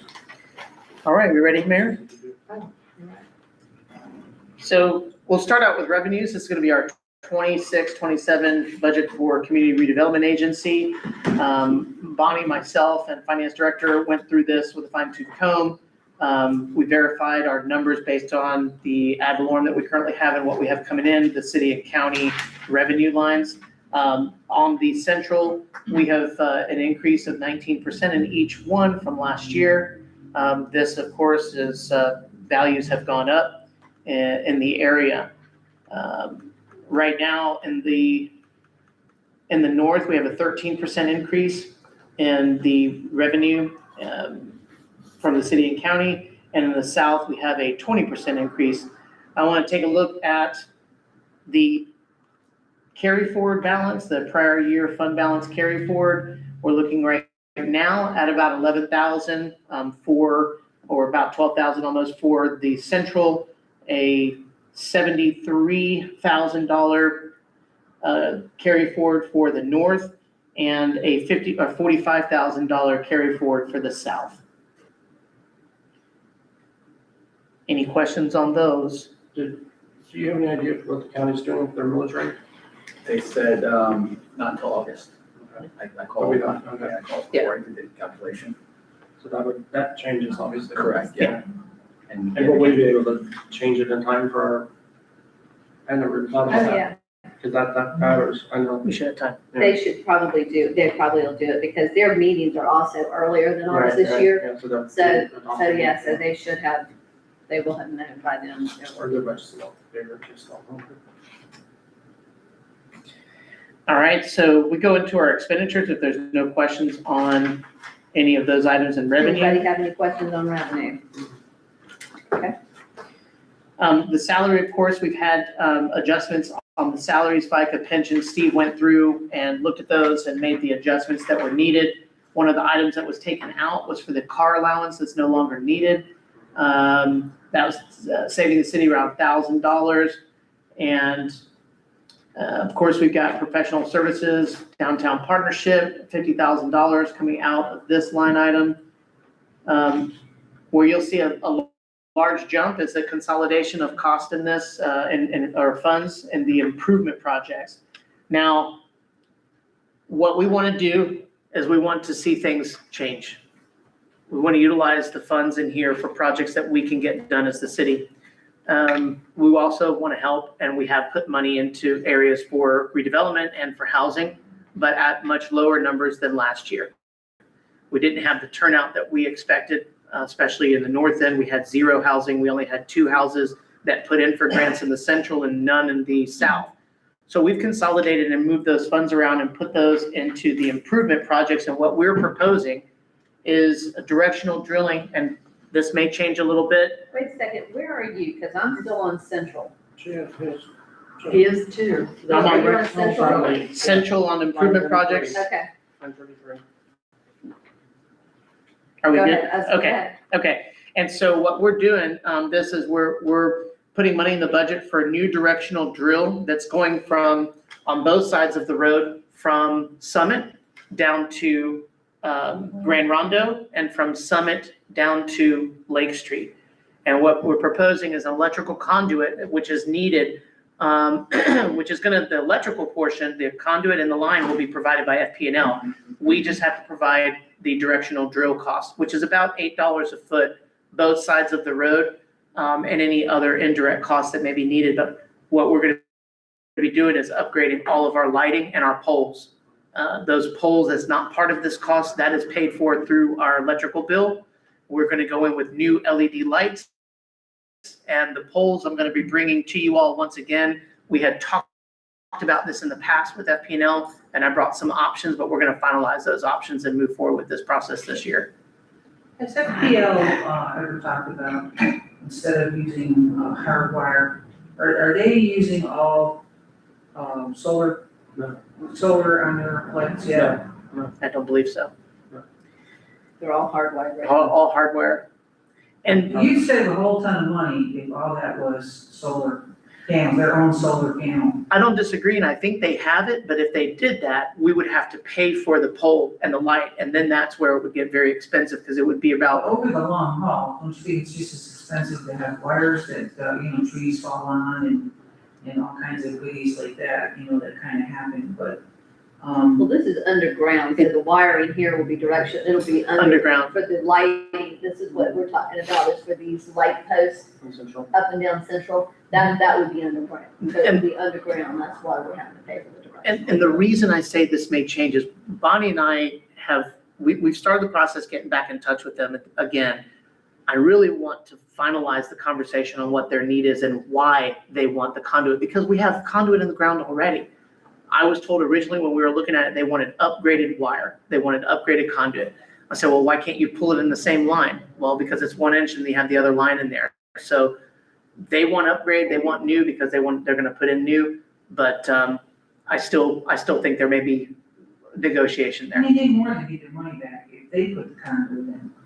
Okay, it just, Yeah, they're providing us with the conduit and the line. We just have to push it. That's the cost for us. they ought to just push it, I guess. They should. It doesn't, anyway, okay. Mayor, if I could. Yes. Thank you. So, I have been around Central Avenue for a long time. And I have been around Central Avenue since the CRA was first enacted. And Commissioner Roy has, for the most part, too. I am not 100% sure, in fact, not sure at all, how does this help us improve the vacancy rate and the blight on Central Avenue? And the reason I ask this is we have very little money in the Central CRA. We've had the Central CRA for years. And what was that? Since 1996. Right, since 1996. And we've done a number of improvements. And my observation is that whatever the hardscape improvements have been, they have not moved the needle. That's not to say they weren't well attended. Everybody had high hopes when they were done. We put in benches. I believe the light poles were part of the hardscaping. We have buildings that need repair. Right now, we have applications for grants that far exceed what we can fund for those grants. So it's not that this is a bad idea. I'm just saying with the funds that we have and the need for facade improvements that we have, and also if we would ever have anyone who would want to make, well, there are some people who want to make buildings tenant ready, but we seem to be short on money. So my thought is this really the time to spend $30,000 on directional drilling? Should we not look again and see would that $30,000 make a difference at one of these buildings, bringing in a very active tenant? Okay. So I'm gonna speak to that. And Commission, I've heard this since I've been here. We need to bring people in, we need to bring businesses in, we need to bring businesses in. We need to put a different lens on it. And we need to look at our city from a perspective of someone wanting to come in and open up a business. If you've ever opened up a business, you don't open it up as a hobby. Nope. Especially going into some of these buildings. It is extremely expensive when you go into a building that is not ready for occupancy. okay? Very expensive. But at the same time, we need to look at what is inviting. What is inviting? And you go to other communities and you look at their streetscape. You look at the buildings that are there and you see, I could see myself having a business here. You look at our poles, our light poles out here, they're awful. We painted those, spent hours, days in the heat, painting all of those light posts 4 years ago. And look at them still today. And most of them are, some of them are like this. I mean, Yeah, the one everybody's- we've got to take pride in our city. And that's part of it, and taking pride in that and being inviting. And so somebody would say, I want to open a business. I want to invest here. Okay. Because we've also done facade grants. We've done a facade grant for the Turner building that they're in. There's not a business operating there. We painted that. We did a facade grant over here, and that's not done yet. We did one for Pam's Kitchen, and Pam's Kitchen is still not open, and that's been over a year now, and it's still not open. So we're trying. We did one for several of the buildings, and they're still not open. We did one for the arcade. We did the termiting for that, and that's still not really operational. And so I think we've done that, but we have a responsibility because nobody else is going to put lights out here. Okay, Mayor, I understand that, and you've raised some good points. I would not have chosen to paint the Turner building. I mean, Well, it doesn't It matter. doesn't matter that did it. No, it's all Okay. done. but But I agree with the mayor, so before you move forward and try and push what you're trying to push here, because I think we know where that's going. But wait, I have to agree where we have to start looking at this through a different lens, and that different lens is we need to support the businesses that are here, that the businesses that actually are working, okay, that may need a step up a little bit to help them look better, to the plaza, for example, I don't know, it's on our list. We've got a few things on the list, okay, that we really need to look at with a different lens that says, hey, this will actually bring people in to support what we're trying to achieve here in Crescent City. Because right now, she's right, we supported a lot of things. Right. As a matter of fact, I'm a little bit upset about this building down here that used to be Allen's building. The The music store. Something's going on there, there's sheets or something over the window there, and I think they're living in there. No, there's a nice business. They're actually bringing in retail, and they're doing, half of it's gonna be the Gladiator Well, gym. I see lights on in there every night. Yeah.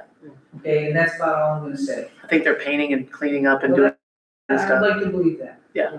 They are. Okay, I believe that. I would like to say on the lighting, and thinking about supporting businesses, that lighting that we have now is pollution light. It's going up, it's not doing anything. The new lights that we're gonna bring in are going to focus on allowing a connectivity for people walking to be able to see where they're at, and really utilize those areas. That will also help businesses if people come in to flourish and do things. And plus, those lights are old, and the fixtures on them are very expensive. They're very And expensive. this will be new FPL LED, we won't have to maintain them. No. They'll maintain them. Yeah. Which that, to me, is a no-brainer. I don't know why. Commissioner yeah, I know. Yes, Commissioner okay. DeVito. So we have different points of view. I don't think it's really necessary to be derogatory, and I don't know where. I don't think I was wasn't derogatory, I was just saying about we your need to all comment. put on I'm different. saying- I'm saying, we Commissioner know Burton where said- where she's going. Okay. I don't even know where I'm going. Well, My, Well, wait a minute, saying. wait, okay, just a minute, okay, because that's everybody. exactly the point. I don't always come in here, and it would be productive if all of us would have an open mind. The whole point when I say I don't know where I'm going with this, the idea is for us to look at things with that fresh lens, to look at each project and say, what are we going to get out of this, and what is the priority? And things that we say right now cut both ways, because Number one, some of what you've said, it follows exactly what I said. We did improvements, but it still didn't bring business in. My number one question that occurs to me is, have we surveyed our businesses and asked them, the ones in terms of supporting who we already have? I'm fully on board with not having pollution lighting, but I think it would be helpful to ask our businesses what they think would help them. That would be nice, not just to assume. But my original point is, we have requests from active businesses or property owners who are trying to bring business in, who I don't know, but this $30,000 might be better spent elsewhere. And I'm not saying we shouldn't do this, but for example, the city manager said Gladiator Fitness. I would be thrilled if that active business that is operating outside the city limits would actually come into town and bring people into town and who would possibly shop other places. And I think we should investigate whether that's a real possibility of happening. And That's what we were, one of the grant that we're funding, well, the CRA. We went around there and looked at it. right, I know we did, but we haven't made a final decision and we don't know that that's going to do what it takes. So, and I do agree with the mayor. I have a concern. I think we need to relook at, again, how we give out the grant funds, because some of the things that we've done, people have not moved forward to make their building more usable or have not opened a business. So all I'm saying is, before we pull the trigger on this, we should see whether we actually need the money to bring in an active business that would open up downtown. And also, I think it wouldn't hurt for us to survey our businesses. And there was one more thing there, but I'm, anything that Commissioner Burton, sorry. She said FPNL should run the cable. I mean, they should do the directional drilling. Have we asked? We're gonna call them. We're gonna call I'm and, just saying. we're gonna call and talk, because Great idea. I'll bring it up again to the gentleman that I worked with before. We have electrical in the ground, but it's their trade-off. This is new technology versus what we have, old technology. The way it was sold to me is, hey, we're gonna provide you the pipe, we're gonna pull the line, but you need to push it, we're gonna give you new light poles. We pay through our electric bill, that's, I was part of that. I was on that discussion, and I didn't hear that all of that had to be done. I thought it was just in those areas where we needed it, or, and especially if it was crossing, but especially down further, we don't have it, and we would have to run it down. and that's that way. another thing too. So We're I looking think at it's all expanding. negotiable. Yes, So I if we agree. could, but regardless, if we put 30,000 and later on we find out that it's less, and we can, move to do a budget Amendment. adjustment there, then that's something to think about. But I still stand on what I'm saying, is that we've got to take pride, and that's just part of it. We've got to take pride in this community, and the light posts they're embarrassing. Those When you new go to- poles when would be you- beautiful When you go for to the other city. I communities, think it's gonna be a very good move. It'd be beautiful. It would behoove us also to start putting a few more light posts. I mean, I don't know, if you hardwire everything, of course, it costs you a lot of money, but I put on one of my posts, when I was being harassed, I put a solar light there. It's been there for how long now? I wanted 4 years. Yeah, 4 years. I mean, and I've done nothing with it, I mean, these things really last a long time. It cost me $134 to buy that I think for my safety, basically. Right, the thing is that if FPL wants to sell power, I don't think they want to sell solar panels. yeah. That's one thing, they really like selling power to us. But I'm wondering if we And could, I understand that too, but, it's just something that we ought to consider. but I'm wondering if we could talk to them about even providing it ourselves, as solar powered lights on their pole, if they would be willing to allow us to do that in certain areas. So, I mean, not get rid of the ones that are already up, right, just add. yeah, I don't disagree. I'll talk to them about that.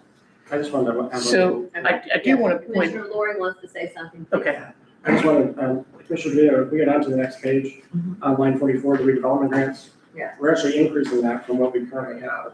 So this is That's what I was- this isn't, not taking money from, but we're bringing more funding into that line item, which is what I think is the right thing to do. And I do agree, Central Avenue is embarrassing. We need to fix that. Yeah. It's been a long time. Those lights were put up at the very beginning of the streetscaping, which was 30 years ago, or if not more. It's been a while. it's time. You have to refresh things, and that gets people talking, gets people excited too, when it's new and fresh and everything works. And every time I come into town late at night and look down Central Avenue, and all those bright lights are on, I'm just like, how what a waste. I mean, it's just, those lights don't light things, they light everything, Yeah. And light pollution is, it's a You know, serious I thing. was somewhere this, these last couple of days, and people from different places, and different places for me right now has been Palaca, Anahuac, all over the place. They say how really wonderful that is coming down 17 now. Oh, It makes it, yeah. oh yeah, you can see the It's a big road. difference. I mean, it's just- Safety Oh, yeah, is they love it, safety. Thank It you, used to be Commissioner so Banks, for dark. pushing that. Yeah, and that's what I said, that's Yeah, what they'd we're be talking very about. strong. It took so long, and I said, yeah, it did. His entire career. So let's move into, Mayor, I had one more Yes. question, about the central CRA expenditures. So we have the line item for the downtown partnership. Right now, it's for the $50,000 which is the full-time employee. And I understand this is our beginning budget, but have we not discussed, funding a part-time position? oh, and we have, we've discussed that. I talked to, Mr. Martin about that as well yesterday. Right now, though, we probably, because we don't have a new MOU, we need to at least account for this. A couple of other things that can go into consideration is, I believe the partnership is looking at expanding their footprint. And if they expand their footprint both north and south, then some of that monies can also be shared with both our north and south CRA. So that's something to think about, because they are looking at expanding their footprint to encompass the businesses in town. Okay. So yes, but that is something that we need to, as we go into negotiations, that we could possibly, and then that would free up another $25,000. Right. And Mayor, if I could just share, when it comes to the partnership executive director, people tell me over and over that they don't know the difference between the CRA and the CRA manager and Main Street and the Main Street director. These are difficult, kind of sometimes inside baseball things, but it concerns me that people don't know who does what. So we talked, I think when we discussed enterprise funds, about public education. And I think both the partnership and the city could do some public education so that people understand, because quite frankly, the criticism that I've received is that we have two hands on the same shovel, we're paying two people to do the same thing. So if we're not, Obviously, they know enough, because they Well, know some there's two do, hands, but there's two hands. but they So- don't know what the difference is. So And then they know enough. Some people don't know who to go to for Yeah. what. So there's a mix of, I would say there's a mix of not enough information and a lack of understanding. That is what I'm getting. So hopefully, Thank you. both sides can address. Thank you. That's, a small community, it's hard to really, we don't have a public, yeah, And there's a also public I'm information here to officer. Tell people And- what I'm doing. I'm Yeah. trying to talk to everybody that I can. And I think too, this year, you're gonna see, we have until, I think it's 2027, we have to be ADA compliant on our website, and our website's gonna get upgraded. And the plan is to have an entire CRA page which explains the history, explains who's running it, a picture of the person, a bio, what they're responsible for. I'm not sure about the partnership, what their plans are, but the city has a plan to make sure that everybody sees a face for who's doing what. Mhm. And so that upgrade is happening. We've been in talks. I've got several companies, and I'm gonna put it in the budget for a website. We've got also an upgrade possibility for very low amount of money with the current provider that we have. So, that's something we're And gonna do. also, I'm just gonna play on this also, is that a lot of that falls on the responsibility of the downtown partnership and the Main Street program, is for them to educate. I agree. That's not necessarily our responsibility to educate on what they're doing. Sure. That's their responsibility in getting out there, and they have a marketing, their promotions, all of that. So they've got that, and that's really what they should do, that they're standalone from us. And I think with our CRA, director, that she can help with that as far as when people call in. But I also know that we've, and we probably started that confusion, but it's not like it's not public that we have an executive director from the downtown partnership. And you can also go to their meetings and sit on their meetings if you want to, and get a better understanding as to what they do, if you know what's going on. But I'm gonna hold them accountable for that too, that's part of what they should be marketing themselves, and letting people know what their benefit is to the city. Right. And Mayor, to me, it would help if they can work with the city on this to make part of that education and marketing just clear that they are not the city, and give us credit for what we do, and, blah, blah. Well, and as we go into our MOU discussions with them, I think that's something that can be brought up at that time. I would agree. I think so. Redevelopment grants, when we go into the housing rehabilitation, you've decreased that. Yes, I have. 10,000. I guess what we're finding, and I think this is something too for us to think about, is oftentimes that the homeowner doesn't have the ability to do the matching, okay?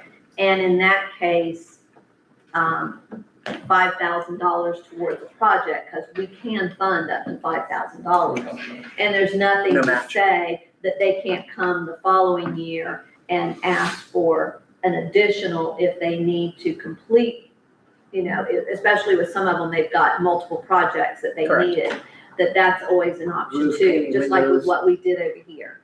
So that's something we've just got to be, and I'm gonna put this on you too, Bonnie, that, we sometimes have to think outside the box. Especially, and how can we be creative? Yeah. How can we be creative in helping? And that's the word, is helping. And for the ones that we know are not available this year, Bonnie's been working on the list and contacts for getting them in touch with other state programs that might be able to get them to a point where we can help them, because some of them are uninsurable right now. And part of our grant process, you have to have that insurance. So Bonnie's working on that. I've tasked her with that. She's actively looking into that. And so we'll be getting that information out to those people. Great. Yes. I don't know if I'm allowed to speak at this. Come up to the microphone. If you come up to the microphone, I can open it up for a comment or a comment. Alice McCoy, 315 North Summit.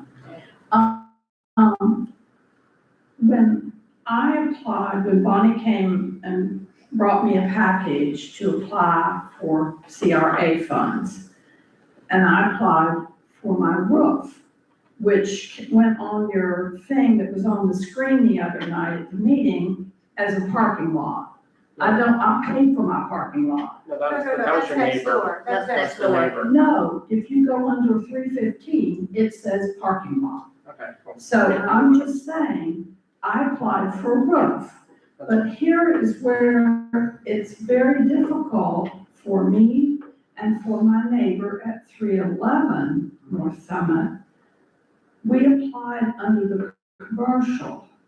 We both live there. We live in our houses. So it's very confusing to figure out where my property is zoned commercial residential. So I maybe applied under the wrong thing, I don't know. But I would like to know if you could clarify what's, commercial and what's residential in the application of funds that are available for us. I'm a widow, but I'm a single woman owning my building. And Kathy is a single woman owning her building, and we struggle. But we have businesses here in town. And my business, I bring people come from Jacksonville or Palm Coast to my showroom. So it's not just local people are coming. The other thing I want to say is, as far as your lighting, I'm not sure you understand that as a business, we pay for the street light in front of our building. We pay $17.50 per month to be able to have that light there. It's not working right now. I hope the new wiring might help it. It flickers and does things, but I just wanted to say that the individual businesses do put out a lot of money in a lot of different ways that people don't realize, that we have to pay, for our own, trash differently than a resident. So it's kind of hard for some of us that are businesses and residences to walk that line. But as you're giving out the CRA funds or whatever funds, you need to understand that businesses, little struggling businesses that are residential and commercial, and how we can maybe go through that in a different manner. Please check on that for us if you I would. did ask about that, and all the ones that are commercial/residential, we went to straight commercial. So like the ones across the street, they're houses and businesses too. So it's zone multi, so we went with commercial for those. Unless we want to change that. I think it's one of those, is the request for commercial use or for residential use. That's how, I think that's something that you should be looking at, or is it for both, a combined? And that's a great point. Thank you for bringing that to our attention. So it could be both residential and it could be commercial. Yeah. So it could be a combined, it could be combined. And so that's again where I'm saying, when you think outside the box, and take all that. Thank you. That was a great And suggestion. Alice, that light that you pay for, that's on the side there, that's on, what is that, Edgewood? It's all palmetto. Palmetto. FPL is the one that maintains that. You pay FPL, correct? Every month? Yes, we pay FPL. If you call them, they will come fix the light. Yes. Yes, we did. We Okay, called them. and they haven't, because I know I've seen it They blinking. came and said it was fixed, Yeah. and it still flickers. Yeah, I because don't it know. flickers, yeah. But and we have, and the city itself, pays for every single street light that's on 17. So we pay every month as well. Just the same, actually. I think it's almost the same amount. And because they charge us for every single street light. That one's extra, that's on Palmetto, because we didn't have one on the Palmetto. So it's, it adds up. There's a lot of lights. Anybody Anybody can have and that's in them, the yeah. county too, because the county, I know some people that we've had to have that done in the county, they've done it.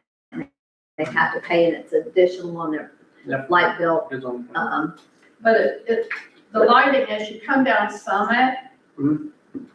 it's good lighting, Mhm. coming down Route 17. But, especially back in some of those areas behind me Mhm. toward Lake Stella, I don't know how you do it, but there needs to be more lighting back in there. Okay. It's Thank you. pretty scary. And some of that's outside the CRA, so that would be a different, my house is very dark down here at my house. All the streets are. You're 315 North Summit, correct?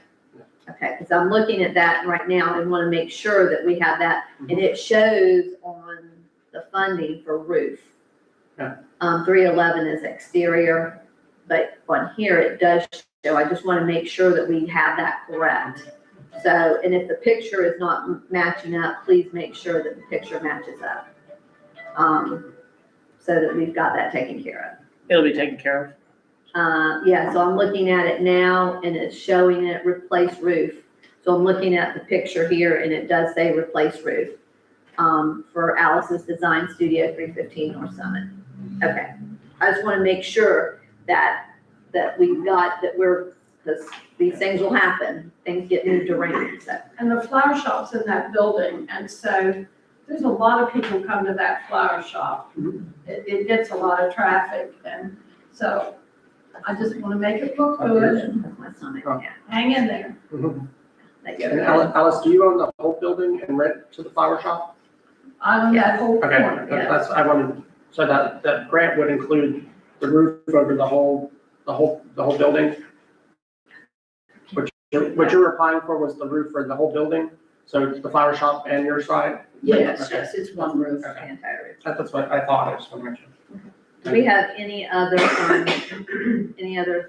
Yes, ma'am, if I can, I'll kind of recap back. So 60,000 for improvement jobs. Out of that 60, we're only looking at really spending 30 based on the takeoff that we did yesterday. I have 60 as a placeholder because there's other projects that we can do for the CRA out of the objectives 2020 objectives plan and the master vision plan. So we have a buffer there. The other, I did drop, we talked about the housing. We could do 2 grants at 5,000 non-match.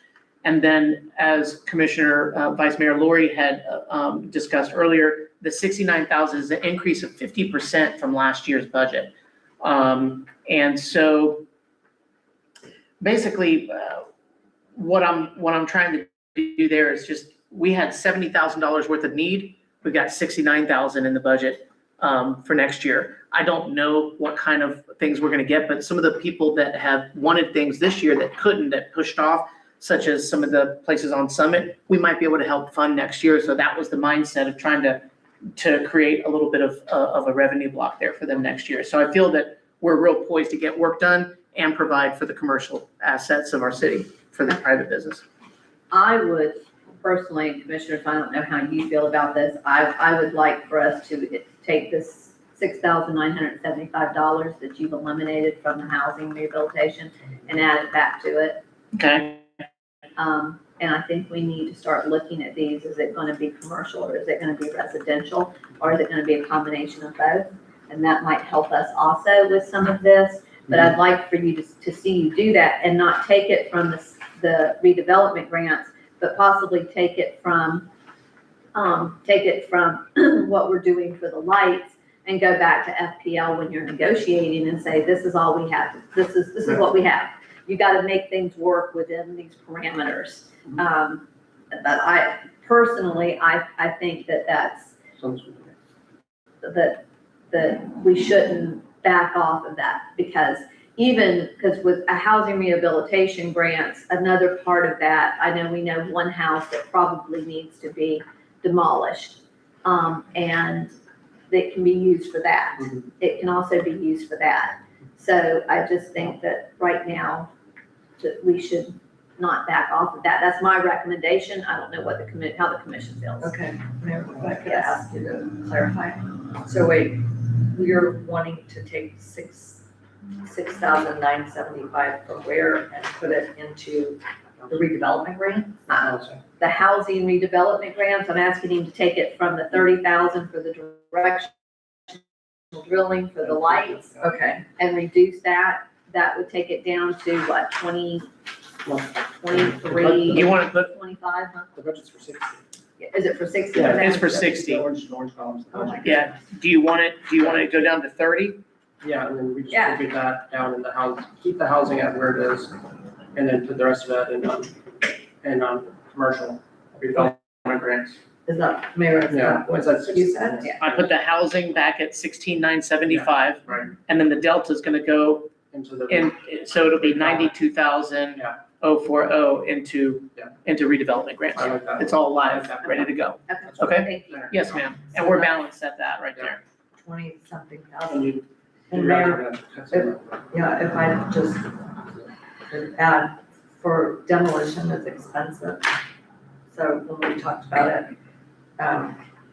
if we are talking about paying for a demolition, 16,975 is more in the ballpark. Yeah, of a demolition, Yeah. not, it's not my preference. And as we get into it, the process this year is gonna be, we're not doing this in July. we're I know. gonna start this process much earlier, so we're gonna know what we have, and by come March, if we need to make an amendment, adjustment to the budget and move dollars around, we can, oh, not an amendment, Yeah. but you know what I mean, we can reconcile the account pretty easy. We move it around. Let's move on to the north. Okay, on the north end, same thing with the salaries. Steve's gone through, made the right adjustments on that. We had a few things that's changed. One of them was if you go to line 52, which is the mileage, I'm gonna make the language the same everywhere because I know it's kind of contradictory. In some place we have travel, and in other CRAs, we don't have the same language. So I'll fix that. But we put 500 in there. We reduced it $500. That'll be for mileage. That'll be for gas. Yeah, so not. Yeah. Professional services, we had a reduction there. That's for appraisal, surveys, renderings. As we do projects and have a need, we'll do it. But we didn't spend any money out of there this year in the north. So I reduced that by $2,400. Again, we had carry forward, and the majority of the money in there is from the carry forward, but the improvement projects I have increased on this particular run to $119,973. That's an additional $101,655.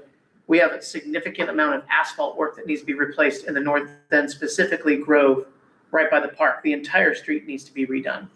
We also have, as part of the master plan, paving of dirt roads in that area. We can at least take a look at doing, base for now and talk about paving later, or we can try to tackle some of them, but they are in that north CRA. And I can identify those roads for you in a mapping at a later time. Moving forward on the housing, we went door to door. Bonnie knocked on doors, took flyers, talked to people. We had zero applicants for the housing. There was no participation. I cut that in half this year. We still have money in there at 25,000, but we saved 25 or moved that around. On the redevelopment grants on this one, this was also reduced. And the reason we had the heavy number in last year was because of the carry forward, and most of that was in the north. So we still have $50,000 in for commercial projects on the north end for next year. As you all know, I don't say it, but I'll say it. We had two main projects: the Save a Lot parking or Save a Lot facade, and the new restaurant on the north end. Lot side. So moving forward on the North CRA miscellaneous expenses, we had 1,000. We didn't need that in there. We reduced that to 500. And Steve is looking into all, of course, with the general fund and other allocations, looking at the actual calculations. So we're looking into that. Do you have any questions on this for the north? Mayor, I do. So in line 53 for improvement projects, that's 119,973. And the city manager is saying that Grove Avenue needs to be fixed. So how much or would it take all of the 119,000 to fix Grove Avenue? It's going to take the majority of it, but not just Grove, the other connecting streets that are in that North CRA. But this is what I'm asking. If you fix Grove, is there any money left over for the connecting street? there may be some. I have to get quotes on Grove. I'm going off of very rough estimates. I need The reason I ask estimates. because paving is very expensive. Yes. Usually, most paving here we get a CDBG grant for. Right. And we're talking about, well, it says right here, so it would be asphalt paving. Yes, asphalt paving. And then one other question I have, Mayor. City manager has mentioned several times looking at the vision and master plan. I had asked you, where do we find that? Is the version that is on the city website the actual final one that was adopted in the ordinance? That's the latest version. That's the one I've been looking at. Yeah, that's the Okay, latest well, I version. mean, people can look at it That's as the, much as they want. yes, but ma'am. Because you sent me the ordinance, That's the latest version. but you didn't, so how do we know it's the latest version? It's dated 2024. What It should have been, who would have uploaded, why would they have uploaded? Well, the reason Because I, it was done in final when they uploaded that. And the ordinance was in 24 and Otherwise, it's it would have dated been on the 24. agenda. Otherwise, it would have been an agenda. okay, the reason I asked, because there's supposed to be a narrative portion. Is the narrative portion on the website? The reason I ask is because the CRA, our CRA grant rules that the city manager was originally working from when he got here were not the latest adopted version. So, I just want to make sure we have the latest adopted version, and there's supposed to be a narrative portion. There's Have a, you read This is- through it? Have you pulled it up and? I did. This and I here is didn't See the it, see it there. May of 2024. That is the latest one that we have, and that's when the ordinance was done. Okay, I guess I will have to go back and look. Let me see the second page, right, No, I'm not talking about the narrative for the vision plan. We adopted a CRA ordinance that had a narrative section that talked about, for example, the festivals that we were going to have. It was I don't see part of that in here. Okay, well, It's not it's there. available. Yeah, So- it exists. But where is it living? It's not in Unicode. No, it's not in this. Right. We can put that in there. Bless you. But I can find a copy of it. Right, what I don't see is the narrative not- part of the To ordinance. be, That's just the vision yeah, we plan. don't have to do, don't look through the whole thing, that's not what you're saying. That what's on there is not the entirety of what we We'll got. get for him if you would, since he wasn't here when that was done. Just if you would, since it's a concern of yours, if you would find whatever it is that needs to be in there and make sure that you give it to him so that he can get it. The goals and objectives portion of that. Is that what you're looking for? No, there's a narrative that we adopted. It's Yes. supposed It's to the be part of the updated, ordinance. it's the updated CRA plan. Yes, Yes. and And it's. I don't go know back- where that is. Okay, well, we'll make sure it's on the website, and we'll get you a copy of it. Because we're not gonna figure it out right here. No, exactly. So, And it should have been submitted to Unicode, so it should have been updated through Unicode also. I didn't yeah, find it. yeah. That's why it's not Okay. codified, though. Because So, it's- it all right. wouldn't be codified. This is You don't helpful. codify it if they don't put it in the rest of it. If it's not, it's like. So it's this plan that was updated in 24, or, Okay, we're not doing this right now. that's fine. Right, No, we well, are. I mean, Now tell us what we're not. no, I mean, it's like. Wait a second, wait a second, let's make sure that we get this straight. Yes. Because this is important, because somebody just asked me for a copy of that master plan. So this, And so, this was updated in 2024. This is what. Right. so this is what you're talking about. I will find this in a 24 document. I'll work on it. What, Okay. right now on the website, this is the latest that's on the website. okay, Yeah.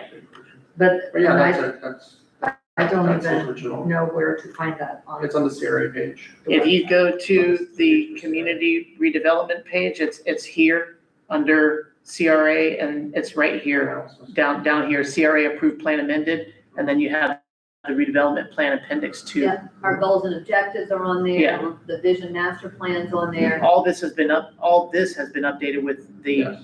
all the information. This will have to update with that 2024 amendment. Right, because if that's not the 2024 version, then it is not current. Correct. We folded that in, there were updates, so, I, okay. I wasn't aware, but now I'm aware and I'll work on it. Yes, because we have our goals and objectives for 2025 is on there. Yeah. So, Yeah. okay. I just want to make sure that we get that, so, Okay, I'll take care of that. okay. If you'll go back to, real fast, if you'll go back to line 29, it looks like there was a car allowance and there was $2,850 that was expended for this year. Would you check on that? That shouldn't have been, so using personal car. No, I'm saying that just. I believe we definitely have looked at that, right, What's the Steve? note to describe what that That was was? Christina between, Central or? this is the central. Yeah. Okay, I don't have that note on mine. Yeah, I think so. It says He's looking at, Okay, we're pretty sure that was previous manager, okay. that money was utilized as part of her contract. And But she wasn't here for long enough for that to have been utilized, so this is coming under our actual $2,850, Yeah. which Yeah. started October 1, and I believe she left right after October. and Christmas time, yeah. Yeah, Please, I'll take a look. please make sure, just check on that Okay. amount and see where, it's maybe something's been misallocated. Okay, Okay, thank you. Let's go All to right. the south. south. So we had carried forward again, in the south for the salaries, those have been adjusted. The improvement projects here have gone up significantly. We have $61,165 in there. That is for what we are wanting to tie in for historic remnants of prison cells, it's historic, tourism. We're proposing to, clean and fix anything around the old jail for people to come and visit, a water wheel, the waterworks, including fencing, a trail, plantings and signs and new benches at the waterfront. It's called the Old Jail and Waterworks. Old Jail Waterworks project. Just like that. And this was part of the, Prison cells. sorry. Well, I'll It change wasn't a that. prison. No, it's a jail. That was the city jail. Okay. And the historic waterworks. But you're taking away from redevelopment grants, even though, you know, all said and good, I think that facility, it's my opinion, but if there's something that, you know, that we're taking away from, that is very visual to everyone as they drive in from the south. Drive in to the town from the south. Right, And look at what you're looking at. I agree, Okay, it's not very attractive. I agree. So that's something that we need to really, I would like for us personally, and that's my request, is that we focus on, as you're driving in Summit, coming in from the south, headed north, what can we do to make that south area more appealing, which is within our CRA. Some of those buildings opted out back in the day. Yeah. Also maybe looking at how we could, if they could amend those in any way and opt back in, if that's an option, and approach those businesses. Okay. Find out first before we make any promises or commitments. But I just really think, I mean, I understand, and that's a nice project over there, but that park itself needs work. Yes. Before we attack that. But I still think that it's the first impression people have as they come into town. And that's where I think right now we should focus these CRA dollars, because it's looking pretty rough down there. It is, and I'll be honest, and my opinion is that the business owners of those properties and buildings need to step up. Yeah. They need to step up. And if we have the availability, they need to step forward, and we need to work together to find out what they need. I go back to this because of what we found this year. Central's not the same, you know, Central had a lot of activity, but there's just limited activity in these areas. And so my opinion was, if it's limited and nobody wants to participate, let's put the money in where we can control it and make a change. But I agree with you, Mayor, that it doesn't look good coming in.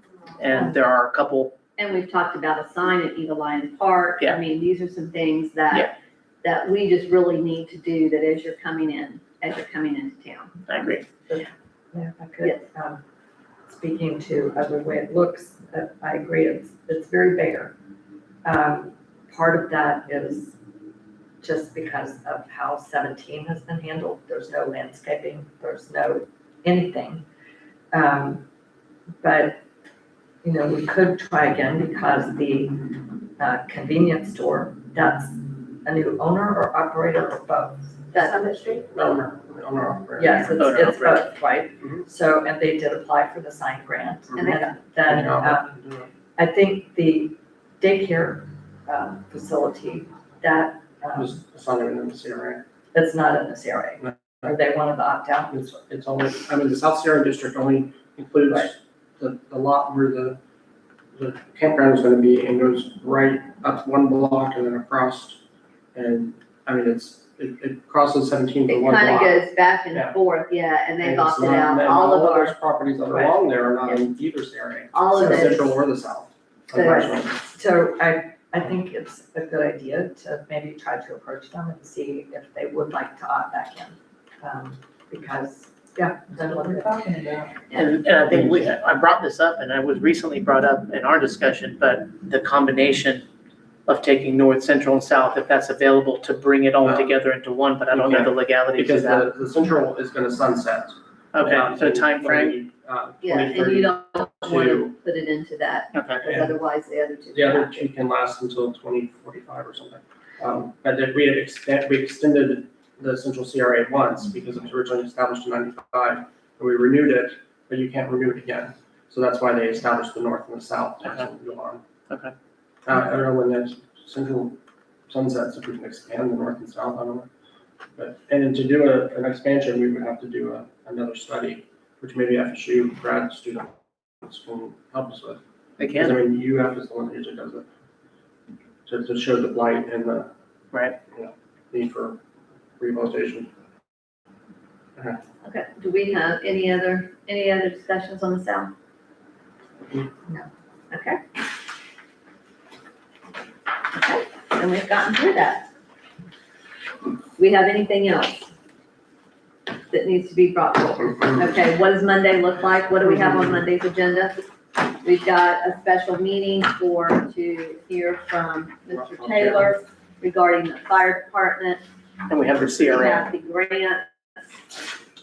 But, and then we have the Women's Civic Association. Yes. request. We have their request. Okay.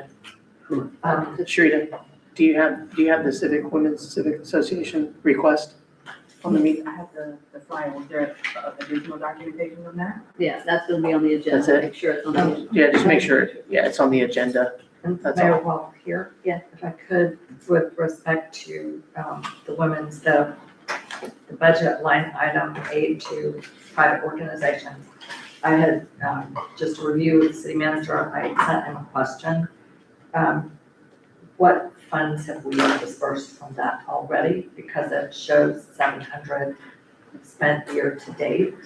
I don't remember who they went to. I don't need to know now, but if we could have that in front of us, when Civic brings it up, and also, I was talking to, Kitty Mills, and I don't know If we if, did the South Bend Christian I don't know if we did the Christian Service Center or not, but Yeah, it was We did. $300.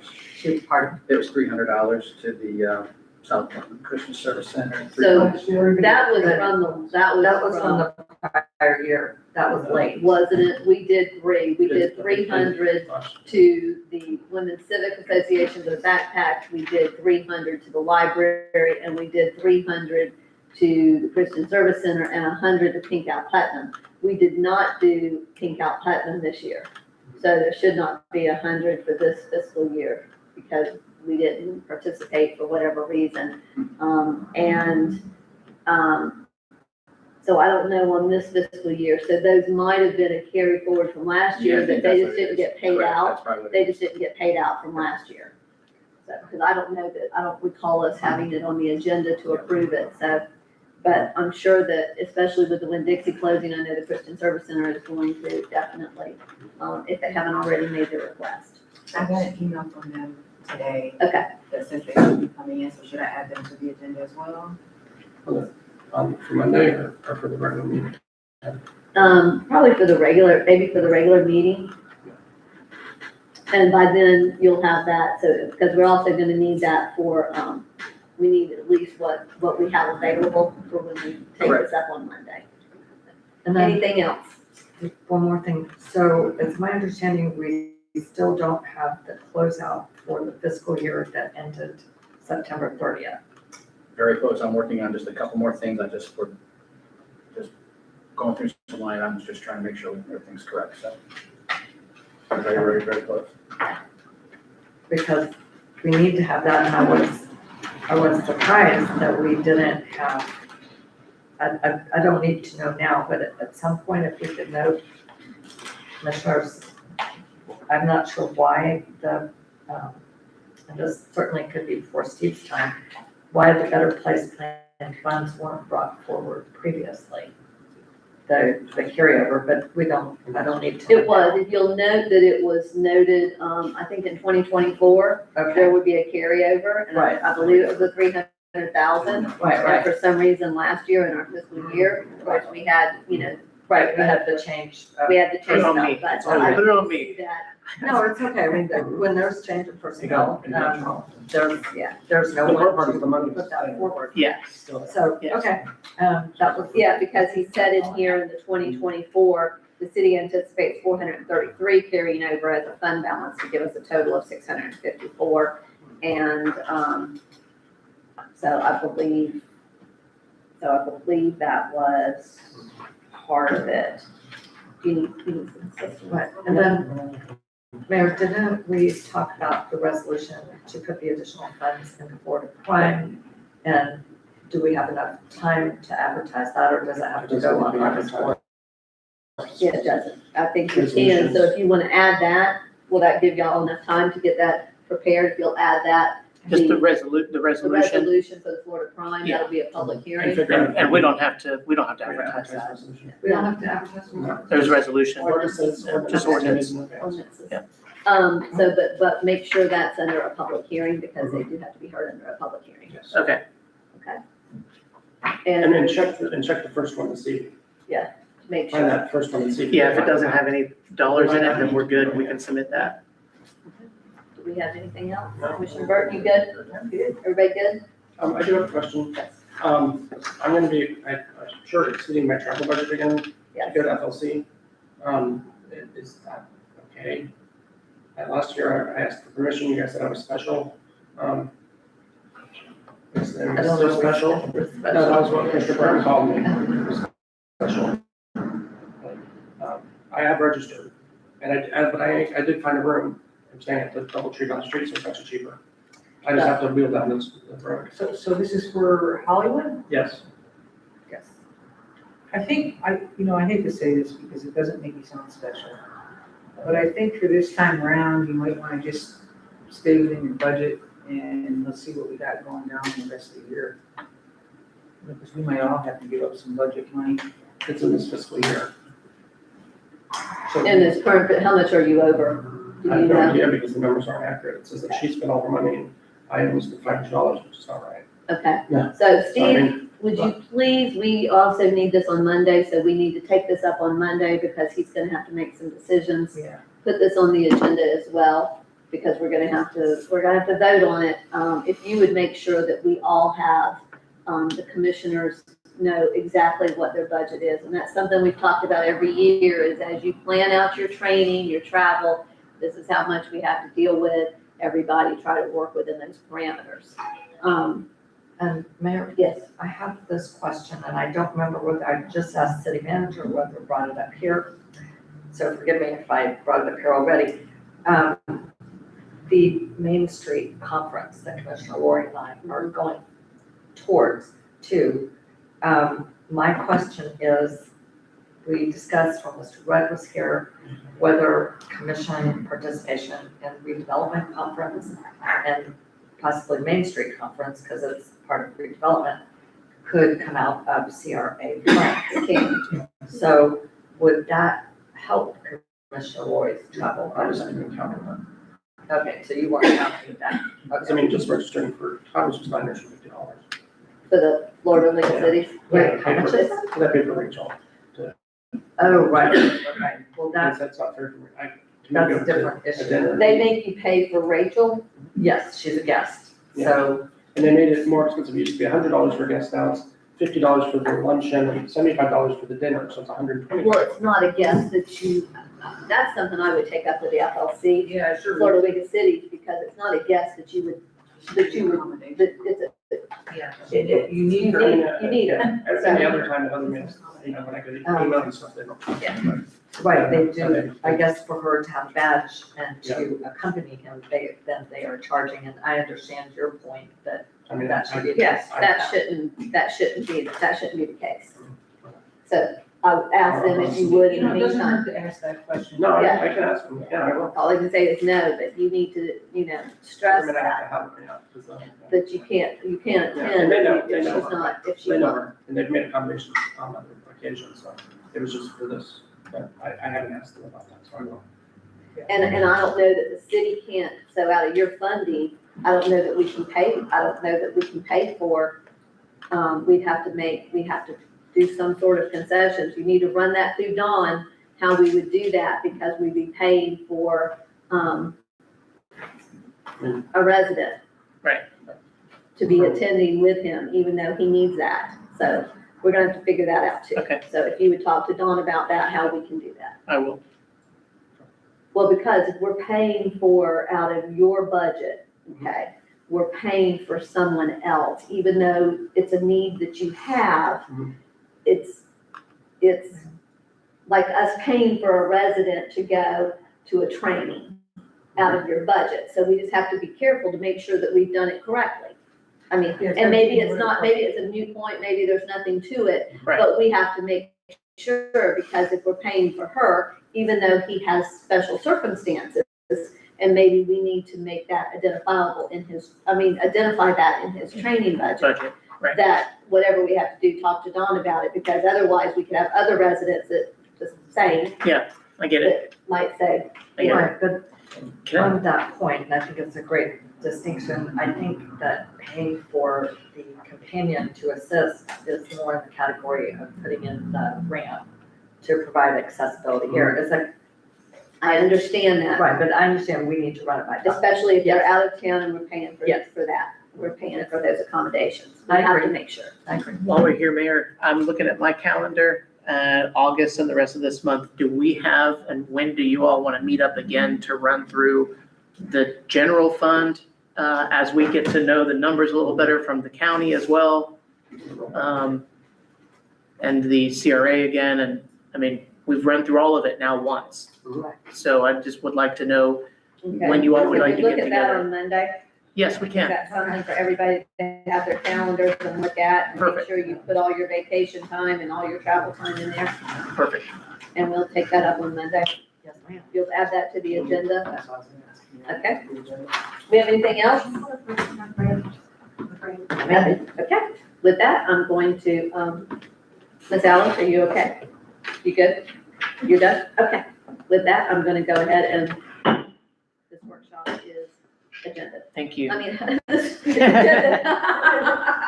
Adjourned. It's adjourned. What happens when I don't have any nutrition? I ate before I came here, because you said to eat first. I had yogurt, but it sure didn't.